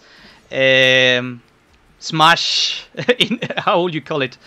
It's kind of like like a brawler. Yeah, it's a brawler, exactly. It's a brawler with indie characters, and in that moment we thought this is cool. I mean, the Penitent One, the game is not even out. And some people are considering it for a game with so many cool indie characters. So that was a sign that maybe we were doing something really good. But there was some we were worried back then because we thought that the game was going to be released sooner than Blasphemous, and we were worried that the Penitent One was going to be featured in a game before than in ours. Yeah, I remember. Yeah, you remember that. Would have been pretty bad. Yeah. But it's really good that this guy didn't ask for any guidance or whatever. He just played the game, copied the moveset, and tried to make the best rendition to the Penitent One that he could. And you can see that you had the slide, the launch attack, the vertical attack as well. The vertical attack, yeah. What else do we have here? You have the range attack to the prayers when you use a prayer. Yeah. The funny thing is that Michael and myself, we were playing the other day, and in Bounty Battle you can call for help to other characters that are somehow part of the universe of that character. For example, Juan from Guacamelee. He can. He can summon chicken. Exactly. Okay, I was praying inside for it to be a chicken. Oh, please. But then he can summon a chicken. Yeah, but then we were wondering, okay, what about the Penitent One? And the Penitent One cannot summon anything. like the Penitent One doesn't need help at all. Okay. And a cool thing about the trailer is something that you commented a few days ago, Enrique. Every character is forced into that universe. Yes. But the Penitent One, he enters by himself, right? Like, yeah. He's going through the portal like, okay, where do I have to go? So what's next? What's up, guys? What's going on here? Where's the Penitent? Okay, so let's move to another giveaway, shall we? Yeah. Yay! More keys. Okay, so give me a second. I will reset the previous one. I will wait. Not yet. Not yet. Wait. Wait now. Okay, you can join now. Okay. Okay. So we are 423 people watching this stream. It's amazing. It's really good. I'm really happy. Do you think that this is going to be consistent for the next for future streams that we may make on the from our office actually? I mean, it depends on what we announce. If we start saying things, I don't want to mess up.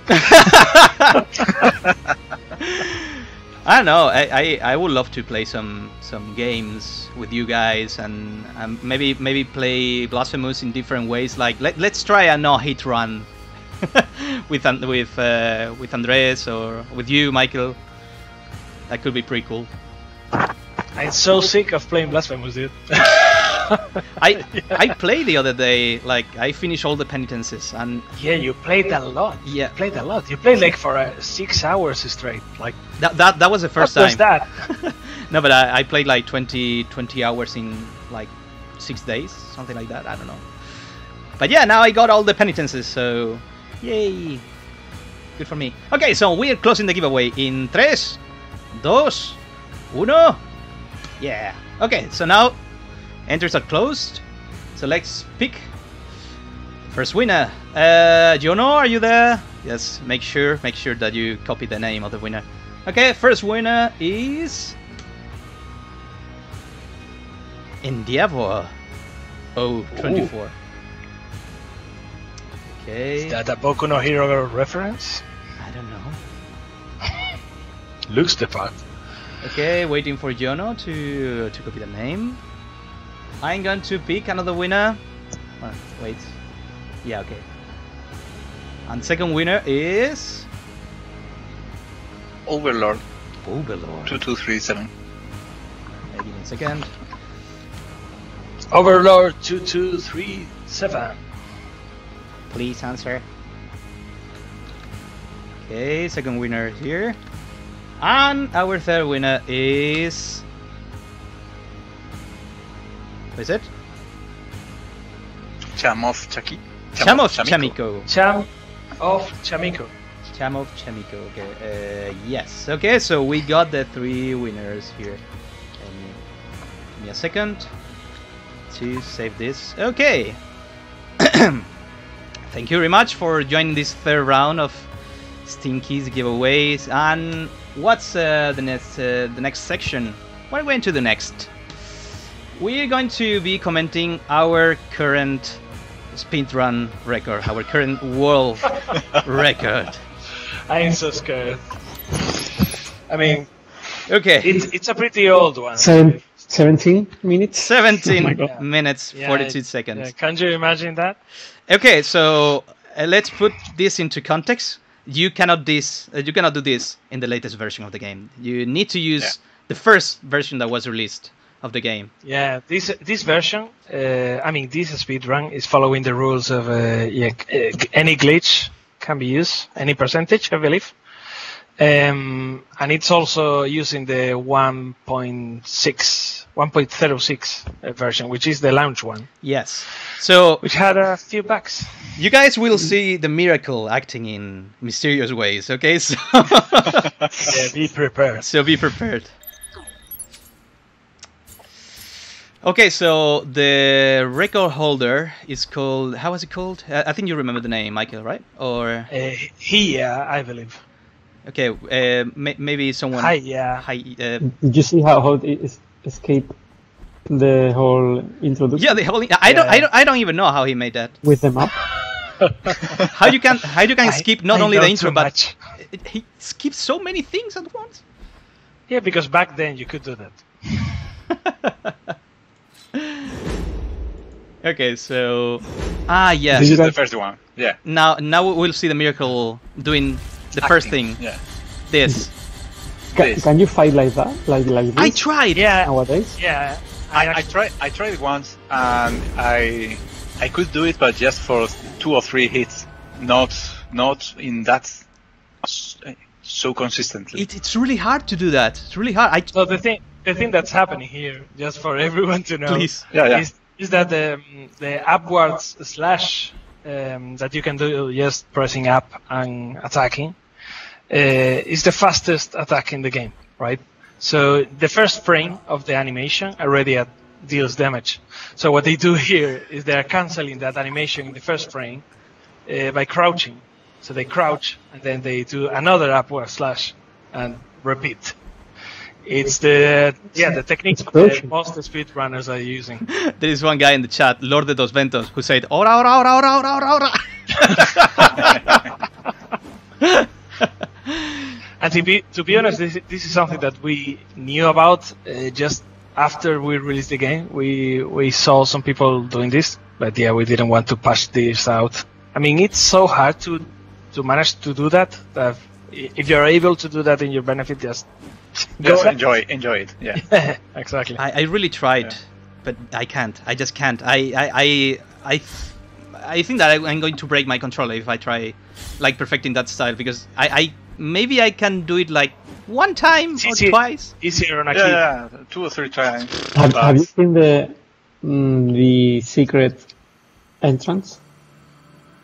There? Which secret entrance? To Gibral's. No, Gibral is not in this version. No, This is the launch version. I saw in the floor. No, that's not Gibral's. That's the another. That's the other secret. In theory, but I saw it. Dude, I'm pretty sure it's not. This video was recorded like 10 months ago, so no. Yeah, exactly. Okay, so It's way older than Gibral was born. So now we will see one of the weird things about this speedrun, but I cannot explain it. Oh, no. Yes. I went crazy. I remember that you guys told me about the speedrun, and I was watching it on my PC, and I had to keep on watching it on my phone while making dinner, but because I couldn't believe. I couldn't understand what he was doing at this point. Okay, I saw he was going to the menu and loaded the game, and for example, right now he's moving the map. I can explain. breaking the game in so many ways. Yeah. So, He's do you want watching an the explanation? cutscene over and over. Do you want an explanation? Yeah, please. Yeah, Please. Sure. You can. Yeah. Okay, so as you guys know, when you go for the first time and you kneel into one of the mea culpa shrines, your mea culpa strength goes up. So you basically upgrade your strength. But there's a different case, which is the cutscene. The first cutscene ends up with the Penitent One kneeling in the whole cutscene. So the actual granting of the strength is done in the cutscene when the cutscene ends. Mm-hmm. So what they do here is they glitch the cutscene before entering the room by going into the map and doing some crazy shit, and then enter the room. That's the technical explanation, right? Then enter the room, but they have the menu active, so they can skip the cutscene but still keep the upgrade. So they repeat that. Michael, tap your mic or something. Yeah, it's working. Okay. Yeah, it's just getting feedback from Enrique's one because we are in the same room. Yeah. But okay, so at this point, not even 5 minutes has passed since these guys started playing, and it's already level max, like mea culpa level. It's not level 7, over. right? It's over the maximum. It's over the maximum. I thought it was not even. It was not necessary to get the maximum because you lose time if you get more than you need. I'm pretty sure it's over the maximum, but yeah, it could be higher. It's over 7. Oh, okay. Let's start with this. Okay, favorite glitch. That's my favorite glitch ever. Yeah, that's just It's perfect. Okay, so can you You explain? guys couldn't see my cam, but yes, I did a chef kiss. I mean, I can't fathom how they managed to discover that. It's so weird. This glitch was patched out because it break some really nasty stuff. So okay, this one's great. Okay. The last one was my favorite one from the technical point of view, but from the artistical point of view, that one is perfect. I remember you calling it like the jazz hands or something. But yes. Oh my god. Look at this! Look at this! Yeah, and then exactly. So what is happening is that if you cling onto a ledge, you hang from a ledge, and just the right frame you press the menu and you open the menu, the game kind of pauses, right? The time stops and everything. But weirdly, in the first version of the game, some variable was still accumulating some parts of the physics. A Metroidvania mechanic. They see me and floating. once you release the menu, once you go out, you will jump more and more the more time you actually were pausing. So you can jump infinitely, I think, and break everything, every collision in the game. Yeah, the thing is that the machine gun exploit, I couldn't control. I couldn't manage to master that one, but I managed to master this one, and the problem was that the game started to feel completely different to me. Like I didn't want to stop using it, and that was actually pretty dangerous. So yeah, we had to patch it. But which one? Which one? This one, the one with the spring.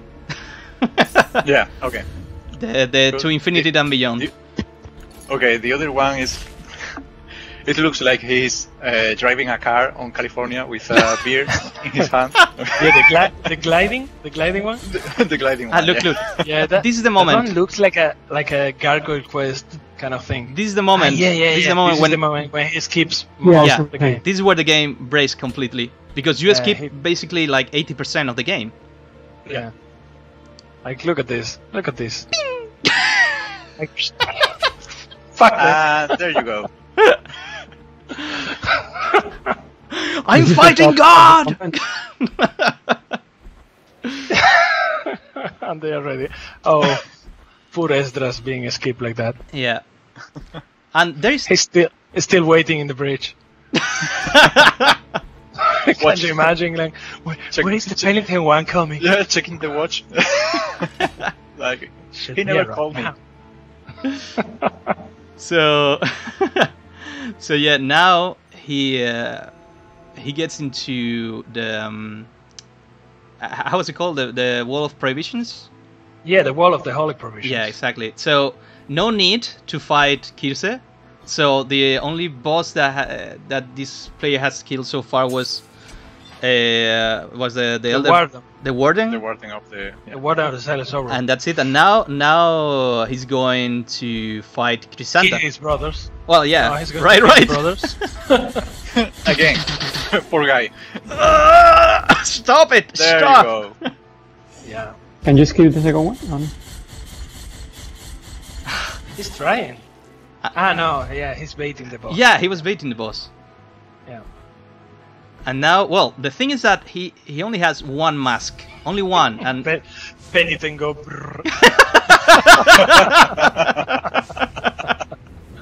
Yes. Oh, dude, look at those fireballs. I remember fixing that really soon. Like, they're backwards. Yeah. Fireballs. I was going to say that. Yeah, they're pointing the wrong way. Wow. But hey, no one noticed. Not even us for a long time. What is he doing now? Oh, I did. Right. he also skips Melquiades with this elegant jump. Oh. Yep. Yeah. That's it. It's going to get all three masks. And just Sound fighting anyway. He surpassed the miracle. All of my hard work. I've been working on bosses for a year. This is the dream part, the long haul. Yeah, exactly. But he entered from the left. So weird. So just for the record, you cannot do this anymore. Yeah, the first time I watched this, I was I wanted to cry. Okay, so now this guy has 2 masks, but he's missing one, right? Yeah, he's missing Despacito one. Despacito one, yeah. But it's too far away from here to. I mean, it's not worth getting it. So I wonder how he will get the other mask. I can imagine. Wait for it. Deformed mask of Orestes. Okay. Mirrored mask of Dolphos. Yeah, that's 2. What? Oh no! Bye. Yes. No. What? What? Why? Oh. Why is it that again? Again. Okay. The same one? Yeah. No, it's another one, but he can use it. Why is another one? Because he didn't complete the actual scene. If you remember, after Yes. in Melquiades, you enter into a black room. Yes. And after getting the mask, it becomes the actual room in the real world. Yeah. But because he entered from the left one, the actual scene wasn't being played. So it's basically a mask production factory. Oh my. No way. Yeah. This was fixed super quickly too. Okay, so I mean, it wasn't possible to enter from the left side at all, but yeah. so it's just this elevator is just checking how many masks you. What? I don't get it. This is all scripting, so. 11 minutes. 11 minutes. Actually, in the Chrysanta fight. Yeah, Chrysanta is not even ready. It's like, wait, Let's what? You really? Let's go, Chrysanta, my girl. Oh, it's kind of like, who are you? Nobody told me you were. What? I was waiting for Ezra's call. Can you imagine that guy it's alive? It's like, oh well, I was not expecting you to be here. So Let's see the combat. Well, Oh my god. look at that. What? It just that's something so weird. Look at that. Like Chrysanta is desperate to get out, Yes. to get out of there. The good thing is at least Chrysanta can do something. She can parry some attacks. She can kind of Yeah, but somersault away. Just Yeah, but I can imagine her saying something like, dude. Stop. Okay, let's talk. But look at that. It's I think the health. I mean the mea culpa level. I don't think is maximum. I don't think it is, or a surpassed level. I think it's level 5 or something. I didn't count, but yeah, it's pretty high. But not the maximum. I don't think it's the maximum, but okay. That's Michael versus my opinion. So Yeah, But the speed of attacking is amazing. yeah. They're saying this fight used to be so much easier in this version. Yeah, but you know, I take care of Chrysanta. yeah, actually, from all the combats, this is the most similar to a boss fight. I mean, Yeah, she has some weapons. So. yeah, she knows how to defend herself. Okay, and probably this is goodbye for Chrysanta. Yes. Bye. Also known as Katy Perry. Yeah, that's Katy Perry. Katy Perry. No, Yeah. no. Yeah, I saw her call like that in the Discord. Just broke my heart. Well, and now, okay, now time for Escrivar. Is Viridiana here? Ah, yes. Yep. Yeah. So, well, probably Escrivar is not going to last more than, I don't know, 10 seconds? I'm not sure, because Escrivar doesn't have much health in New Game. In New Game Plus, yes, it's... Oh, no. No! Yeah, You of course he's doing that. Oh, he's Oh, you cheap bastard! Yeah, this was possible in the first version too. I mean, I didn't sleep for days. I was fixing so much stuff. Oh god. Yeah. So the boss is already active. Yeah, it's active. Yeah, he's already taking damage. Yeah, it's a This is, the stupidest mistake ever. yeah, this is a classic in many games. Like, yeah, the boss is going to be waiting there, and nothing But wrong can happen. The prayer is strong enough. It's pretty strong, but the thing is, he's sacrificing blood. He's doing the blood penance thing to get more favor.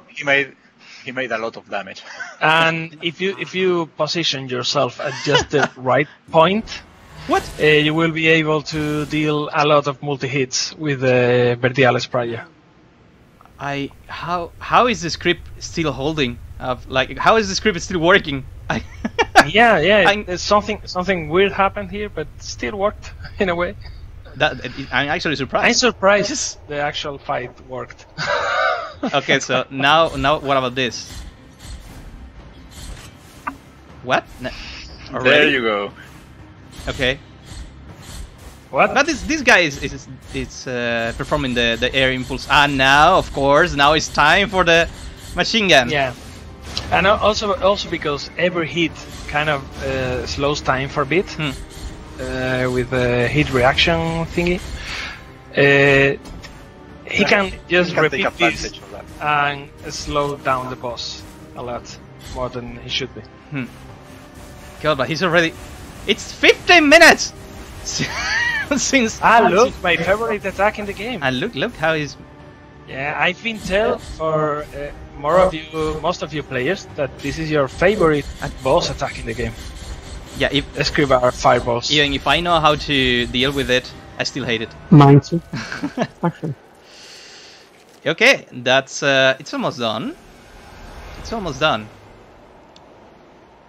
He needs to climb the mountain of ashes. Escribar looks annoyed. Yeah, can't you blame him? Who are you again? Annoyed as fuck. Look, Paquetoso said those fireball are the worst. The worst, or maybe you mean the best? The spikes are the worst. But they're really good fireballs. They do their fireball work really well. And Well, but he got the bad ending, so bad. yeah, it doesn't even count as speedrunning. Look how slow he moves. The Gracias is probably disappointed. Like, I wanted to speak so many text lines to you. I have so many dialogues. Exposure to the world. Okay, So yeah, this is the that's actual it. record. The current record for the glitched any percent Oh version my god. of the first version of the game. So there are others, other speedruns right now that doesn't use these glitches, and they are more beautiful to watch, but not as fun. And this one actually is 17 minutes, so we thought that it was going to be fun to go through it and comment some of the stuff some of the bugs that are not happening anymore. And I wanted to see my pain face. And wanted to see me in pain. it's a cool thing that the gill fragments on the spikes doesn't appear on this speedrun, because God, I hated that bug. But the thing is that the current speedruns that are being done at the moment with the Stereo of Down DLC, those are really, really fun to watch. Yes. Of course, they aren't that fast because it's not possible anymore. But they still take advantage of some slight glitches that are still in the game, and they are super, super fun to watch. Okay, so what about, guys? What about if we give away the last 3 keys? Okay, so now I was ready. You can join with that with that magic word. Go ahead. Go nuts. Go nuts! Come on. Yes. Okay. So we have been. This was the easiest one because it's Crisanta, right? Yes, this is easier to write. I should have tried with some weird Spanish word. I don't know, like what, for example? Related to the game? Or unrelated. Amanecidas. Amanecidas, yeah, for example, or Exposito with an accent, yeah. I don't know, or how is it called? Well, Tres Angustias. which one? What? We don't have. Tres Angustias. Tres Angustias. Yeah. Yeah. We don't have anything with an ñ, right? With ñ. No. Zanfoña. No. Let me Sanfoña. think. What? In a name? Yeah, in a Yeah, name. In a name, I'm yeah, sure for- there's something. I don't think we have any. Maybe we have a prayer. No. I don't think So so. it would be really fun to use a letter that Okay, is not let me- available on Say on keyboards around the world. no accent, please. Let me rephrase that. Maybe we have a prayer, but not yet. Maybe I will make a prayer with it. Just for the giveaway, right? Yes. Okay, so I'm closing this in... I'm going to count down in Spanish so people learn something. 10. Wait. 10. 9. 8. 7. 6. 5. 4. 3. 2. 1. 0. Okay, so we got a lot of people trying to join this raffle. So let's check who is the first winner of this final round. The first one is Ricardo Burnish. Ricardo. Well, okay. Jono, are you there? Yeah, Richard Barnish, congratulations. Okay. Thank you very much, Jono. Okay, so that's the first winner of this last round. The second winner is...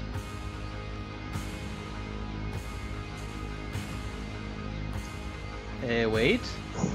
Oh yes. Wait. Ooh. I got a warning message somewhere. Okay. 5 times. How do you not know these users were following your channel? What? Oh, you had to follow this channel.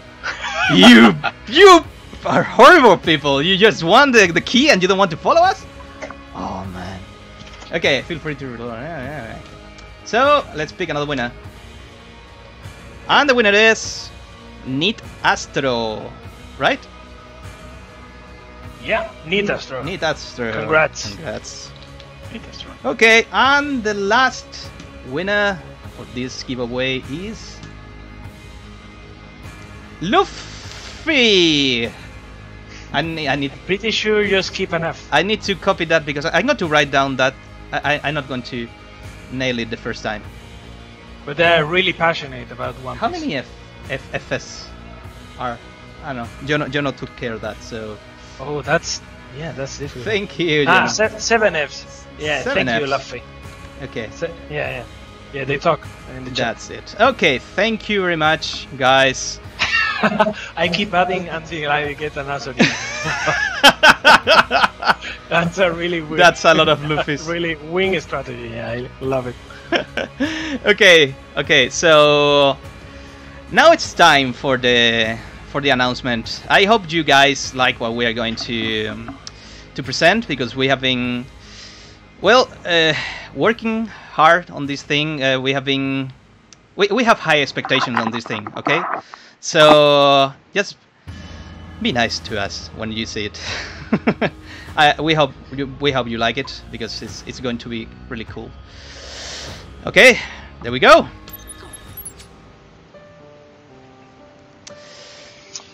Okay, So from the very beginning of Blasphemous, since we started developing the game, we've been recording a lot of stuff. But when I mean a lot, it's a lot. It's a lot. Basically, from the day we started pre-production, we started recording everything. Basically, all production has been recorded with our cameras, our phones. We have footage of all the good and bad moments. And at some point we decided that it was about time to show this to the world, and we didn't know if the story was going to end in a good way, in a bad way, if the story was going to be one of those stories about success or one of those stories about tragedies. I don't know. Yeah, we were pretty scared at the time. We were really scared, but in the end everything went not expected, actually went better than expected, and this mostly thanks to you guys. So we have been working on on making. Mario. We want to tell our story. Basically, we want to tell how we lived these 2 years of development, how we lived the launch day, the launch week. That it wasn't fun at all. I tell you guys, we were most of the time we were like answering emails. So this is it. This is the time when we announced that we are working on a Blasphemous documentary where we will tell you guys, we will tell stories about all these things that happened to us in the last 3 years. And well, we really want you to see it. Yeah, we're really excited. It's a way to give back to our beautiful community that helped us to get here. We want to show you guys how we did it. We also know there are a lot of people that are interested in game development and also in the whole process of publishing a game goes through. So we really hope you'll enjoy it. Okay, so now what about more DLC? What about more Blasphemous 2? What about Chrysanta being playable? What about the new skins? What about all those things that you are asking on the chat? Okay, now it's time for the questions and answers. Hello again, guys. Okay, now here's the place. Now is the moment where we can answer some of these questions. We have. So I can say Penitent One for Smash. No, sorry about that. I would love to. Yeah. My wish. I would love to. So let's answer some of these questions. I don't know how to pick the questions that we want to answer. Maybe we see some interesting one. I don't know. Yeah, I'll go picking ones. You want to? Go trying to pick some ones. Okay. There are too many questions. It's so hard. Okay. Well, okay. This is a good one. It's written in Spanish by Nixon Kane. Are you guys preparing another DLC? What about that question? Well, and the answer is yeah. Yeah. Of course, we're working on something. I mean. Next question. I know. I would like to know what do you guys imagine that we do after releasing a DLC, because our holidays fixing.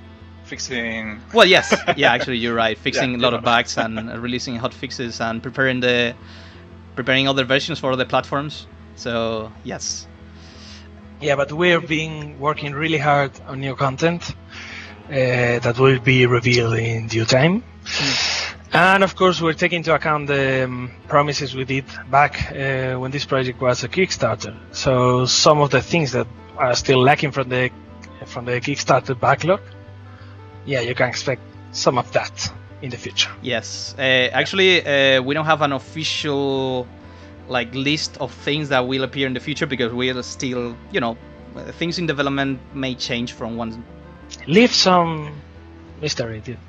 Okay, I'm just saying that they can check this information publicly. If they want to see what were our intentions 3 years ago, they have a list of promises on the Kickstarter campaign. So maybe they can check what could be included in the future, but still some things may change or may not be included. So it's just a really vague answer, because we have to. Well, we had to. Now is the first time I forgot a word. And they saw Mauricio having a beer in the background. Taking a beer. Okay.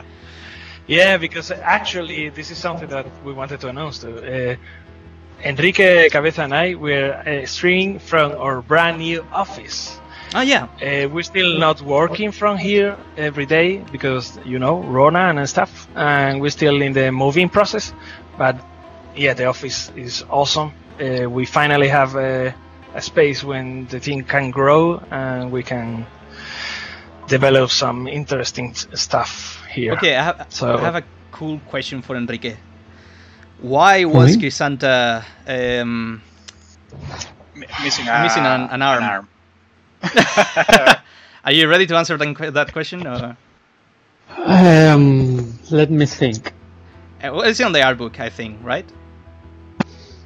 Yeah, I wanted her to have like a suffering, like a detail of suffering. Yeah, like she went through stuff, like she has some experience in combat or something like that. Yes. Right? Yes. Yeah, okay. There was another. She's a veteran. He's a veteran, yes. There was another question there, and I think we mentioned that at the beginning when we showed the Kickstarter video, that there were some areas that were missing in the final product. Like, do you guys have something to say about that? Like, for example, the giant like moving in the background, or the night scene in the forest. Why that night scene in the forest was removed, for example, Enrique? Yeah. I think we started to make a lot of different levels, and we didn't have enough mechanics or maybe enough cool stuff for those levels, so we just cut it. Someone is saying the angels in the desert. Put it in the game. So I saw a question that I can actually answer. Which one? So, some of you asked about the Linux and Mac version of the game that got really delayed, and we are really sorry about it. We had to delay them for good technical reasons. But if you haven't read the news, it's on the Kickstarter last newsletter news. The Linux and Mac versions are going live next Monday. So congratulations for your patience. Finally! We have gotten so many requests for the Mac and Linux versions. And it's it feels nice to to get those two out. David has Finally. been working a lot on that, and let me tell you that being a small company, as a small studio, and releasing a game in a lot of different platforms, as we did, like PC and Steam and GOG, and we wanted Mac and Linux and every console there. Yeah, it was daunting. We faced some problems that we weren't ready back in that time. But I'm glad that we did finally fix that. Someone is saying, what was the question? Is Pincher 23 is asking, can we see the face of the Penitent One?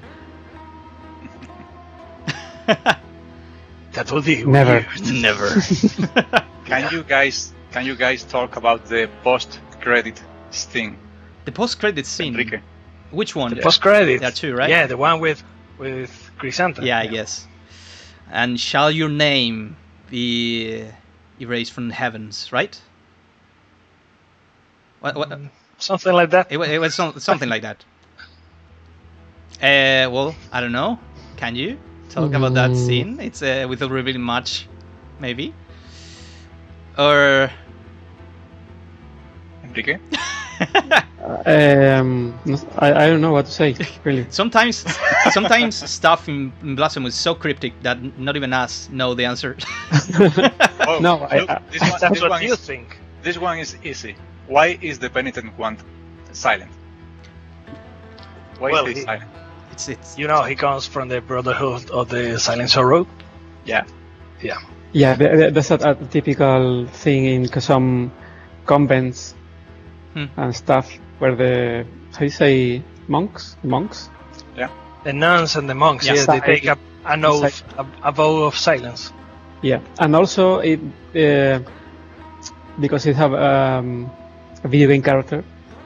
We say that because we like a Link from Legend of Zelda, of course, and a lot of video game characters of the past are silent always. Like in a lot of RPGs, so that kind of stuff is interesting for a character. And actually, it's a pretty good artistic and design choice, because then you don't impose how you say it, yeah, we have an excuse. in the lore. Again, I didn't want to mention the this story. excuse, but you don't impose like a behavior on the Penitent One. It can be anything. Like doesn't have a voice, so you don't know if it's a man or a woman. It doesn't have like a tone or a way to speak. It's not a rude person. It's not a soft person. You just don't know. It's just the Penitent One is whoever you want the Penitent One to be. So Yeah, I think we love all school games, and in those times, a lot of games have a lot of limitations. So the less you see or hear, the most it can trigger your imagination. And actually, I think there was a time when we didn't even we were not even sure if we wanted to include voices in the game, because it's such a 16-bit rendition that maybe voices were not going to fit in the game. But then the stretch goal was achieved, so we had to do it, and then we included the Spanish voices, and now it makes more sense. But yeah. Okay, another question could be... Yeah. Oh, does the Miracle 8 symbol have a special meaning? Yeah, I was reading.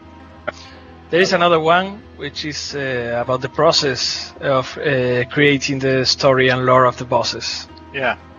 Like, how was the process? The process was to read a lot of actual legends, like a lot, because we have in Spain, and mostly in the south of Spain, a lot of legends related with religion, related with our culture. So we reread like several books. We pick up one of those we love most. We mix it with dark fantasy and stuff to create our own thing. He makes it sound really easy, but it's not. He games with the craziest ideas. Yeah, actually. So yeah, for example, the Lady of the Chart Visage, she's based on an actual legend from the south of Spain. When a nun had her face burned with oil. So yeah, basically we took those legends and mixed those with our crazy ideas and came up with Despacito. I was trying to find here. Yeah, you can find the whole story there in the art book. Yeah, in the art book there is some really cool insight about which those. We shall with a better English than me. We shall remind you that you guys can buy the art book on Steam if you already got the game, and the digital version. It contains all the information there. Yeah, the digital version. Sorry, I didn't mention that. Yeah, the art book contains every legend and every historical event and everything. Okay, next question. Physical copy. Physical copy. We had to address this, guys. So no plans for now, right? It's not. It's just not as easy as saying, okay, let's release a physical version. It's not our decision only. It involves more people. It involves many things. And this is my personal opinion. Okay, we're working on more content, so I think it will make more sense that you guys ask for this physical version once we finish with all the content, right? That's my opinion. Still, who knows? I got my copy now. I got my copy here. Now. It's a very complicated topic. I don't care. Yeah. I got my copy here.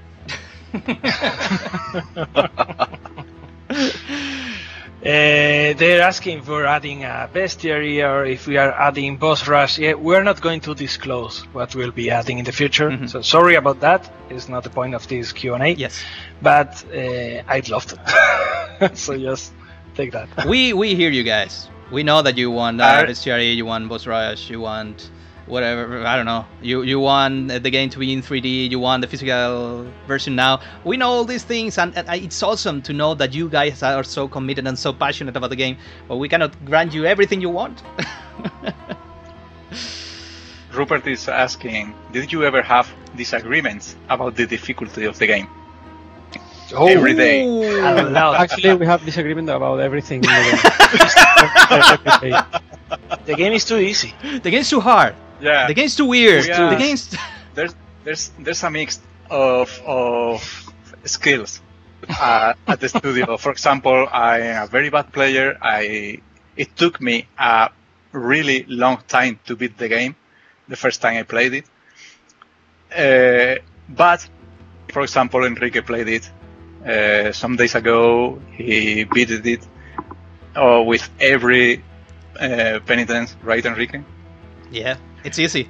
And I die constantly on the game while testing features. So yeah, we disagree a lot about how difficult the game is. Yeah, and it's pretty hard to. I think that's a good thing because we can leverage the game with so many how do you say it profiles of players inside the team. Mm-hmm. Okay, but still we are not many people, so yeah, we can make mistakes. We trust on Team 17 QA.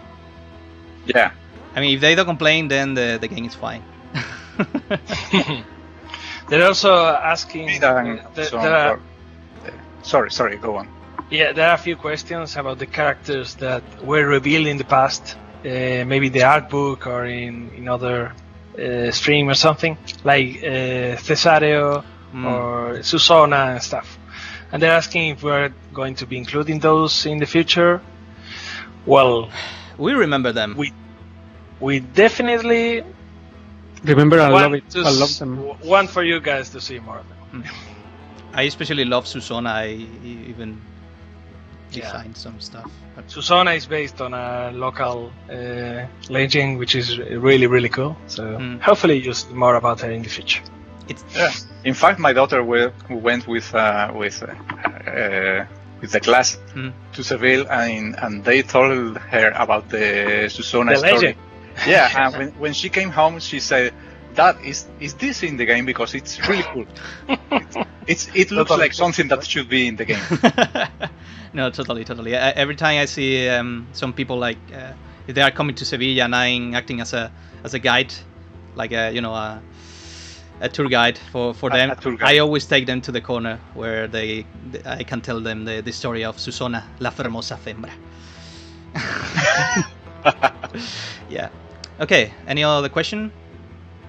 Yeah, some are asking about the development process. They ask if the game is done in Unity, yes, and also if we use some agile production things. Yeah, we're asking something like that, but I just missed the message. Yeah, by the way, we use Unity to develop this, and we work in sprints. Yeah, we usually work in 2-week sprints that we plan ahead, and we. The method is called Scrum. Yeah, it's kind of similar to Scrum. For the purist, it's not a Scrum, because if you do something different from a Scrum, it's not Scrum. Yeah, okay, exactly. But it's based on it. So we came because up with Enrique, I can guarantee you that you wouldn't like real Scrum. Yeah. Sure. I really like this one. It's Den Boy. I was inspired by Blasphemous to learn Spanish, and I would like to ask you. I would like to ask you if you have any more specific locations that you use in the game in Seville aside from the one given in the Kickstarter info.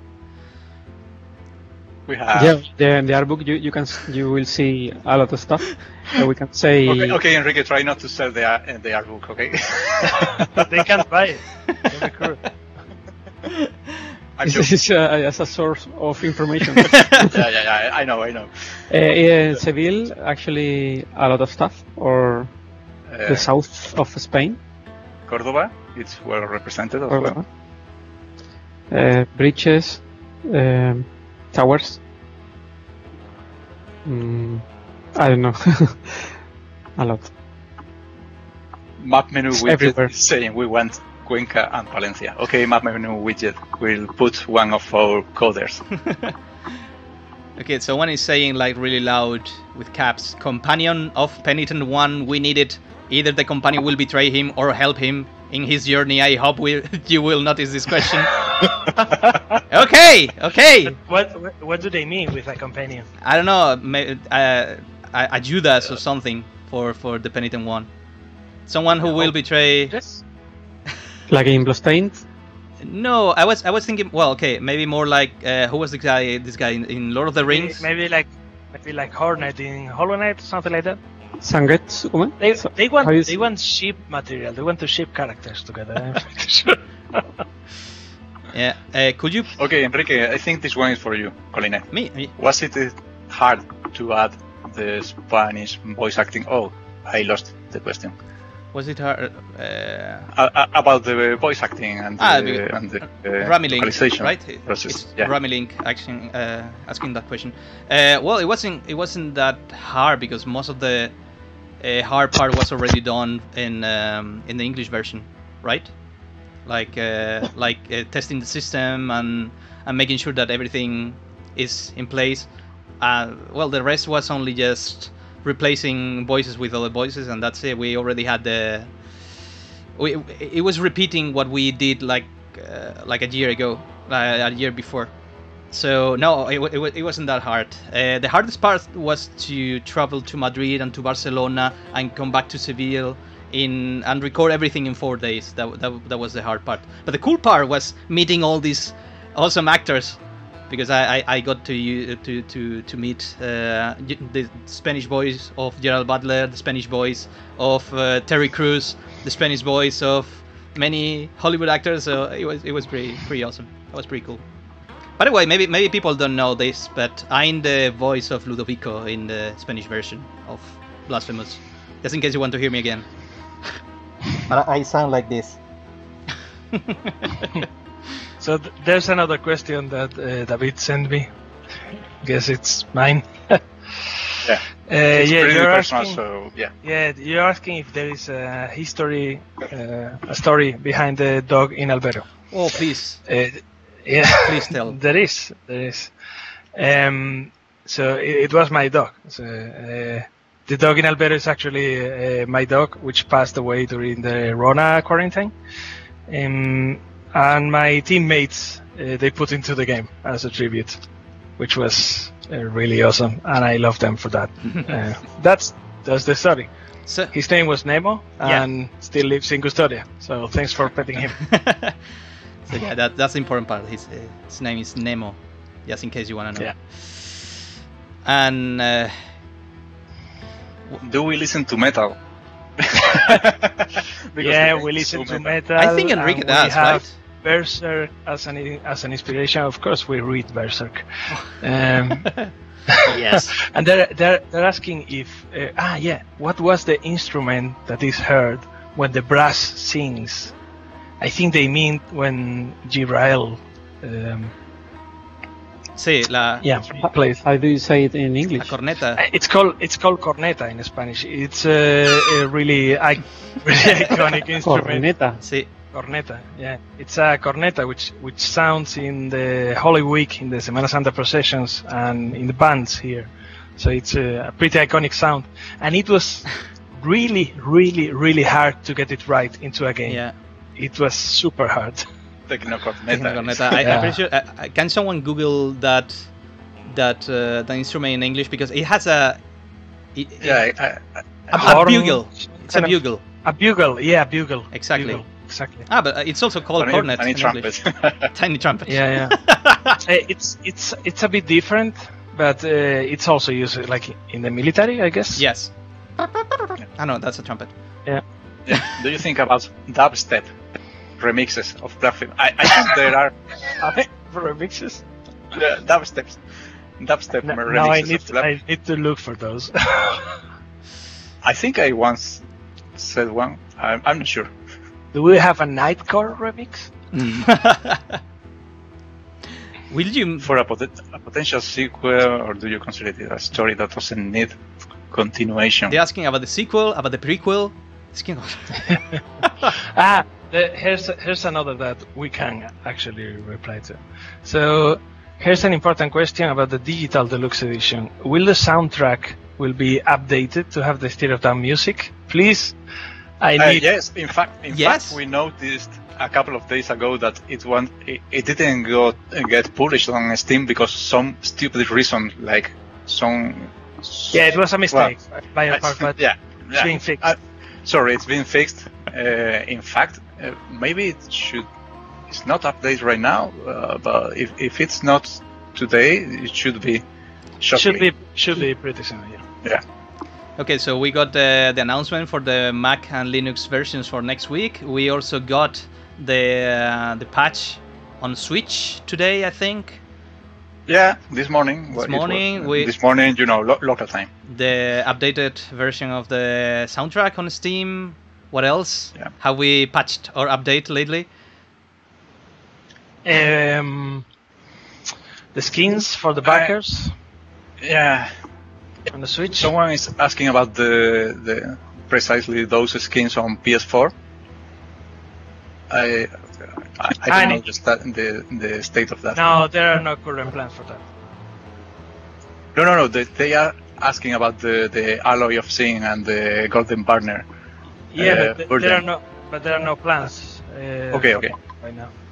Okay, so let's finish with the last 3 questions, okay?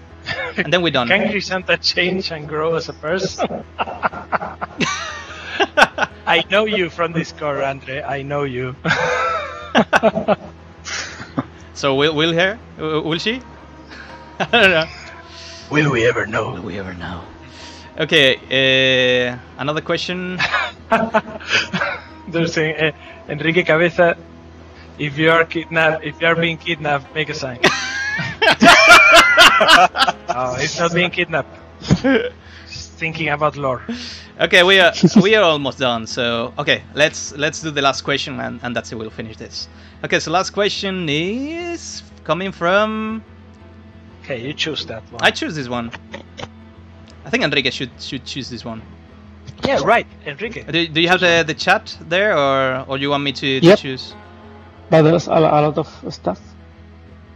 Who is our favorite character in the game? For let's say for me and the rest of the team. Who shall start? Should I? Yeah. I will go for Ludovico. Okay. Don't say. Such a mysterious man. Who knows who's behind that window? Yeah, and the only rotten thing about him is that he likes to collect chunks of a dead woman. But nobody's perfect. But I don't know. Okay, let me answer this with all seriousness. I will say Crisanta. I would say Crisanta is one of my favorites. It's just I think Crisanta, right? I think Crisanta. In time, Redento grew up in me, in my heart. Redento, the pilgrim. Redento is your favorite? Yeah. For all. Yeah, I like Redento, but I'm going with Perpetua. Oh. Yeah. Perpetua's a good one. Yeah. But why? Well, I'm not sure. I think that it's because she was the big. She's not a boss, okay, but it's like the first mini boss I encountered on the game. I like her, yeah. And her design and stuff.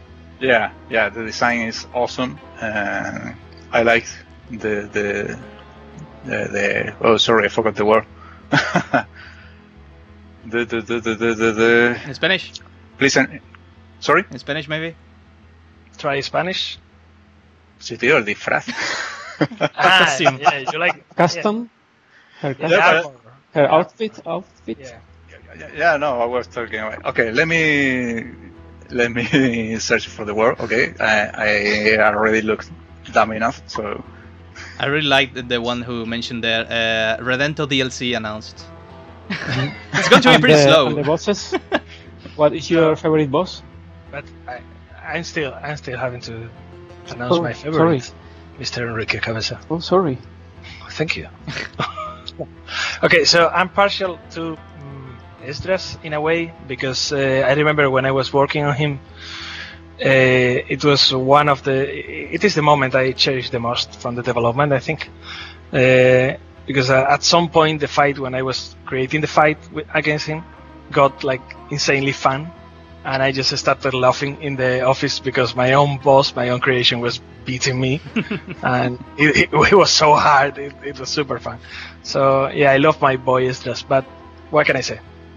Team Crisanta all the way. I mean, And a character which is not a boss, a character. Okay, so no boss character. NPC, not a boss. Yeah, I have a few of those that I really love. Geogracias is cool.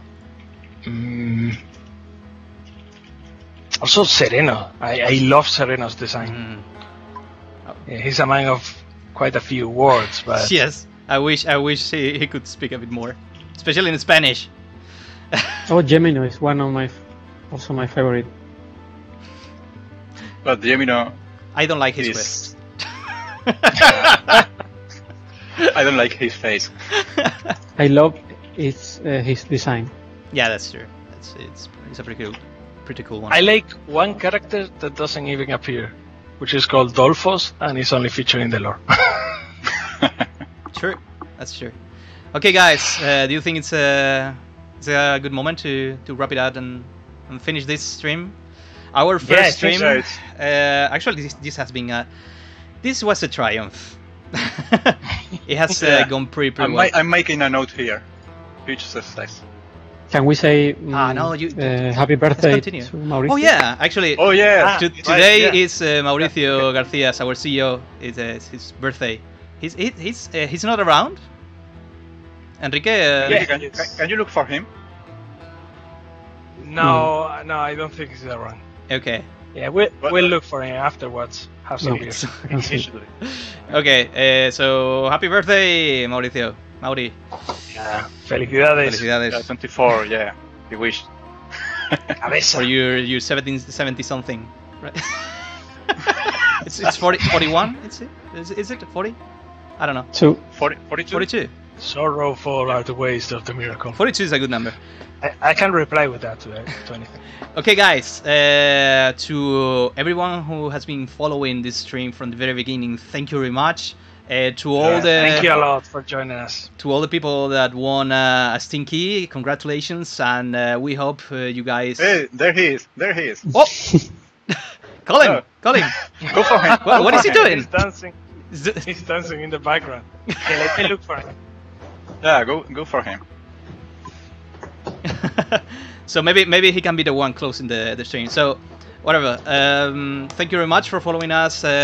Don't forget to like this Twitch channel, because we will continue like creating more content. Maybe we'll I don't know. Maybe we can announce some things here. We can play some other indie games or our game.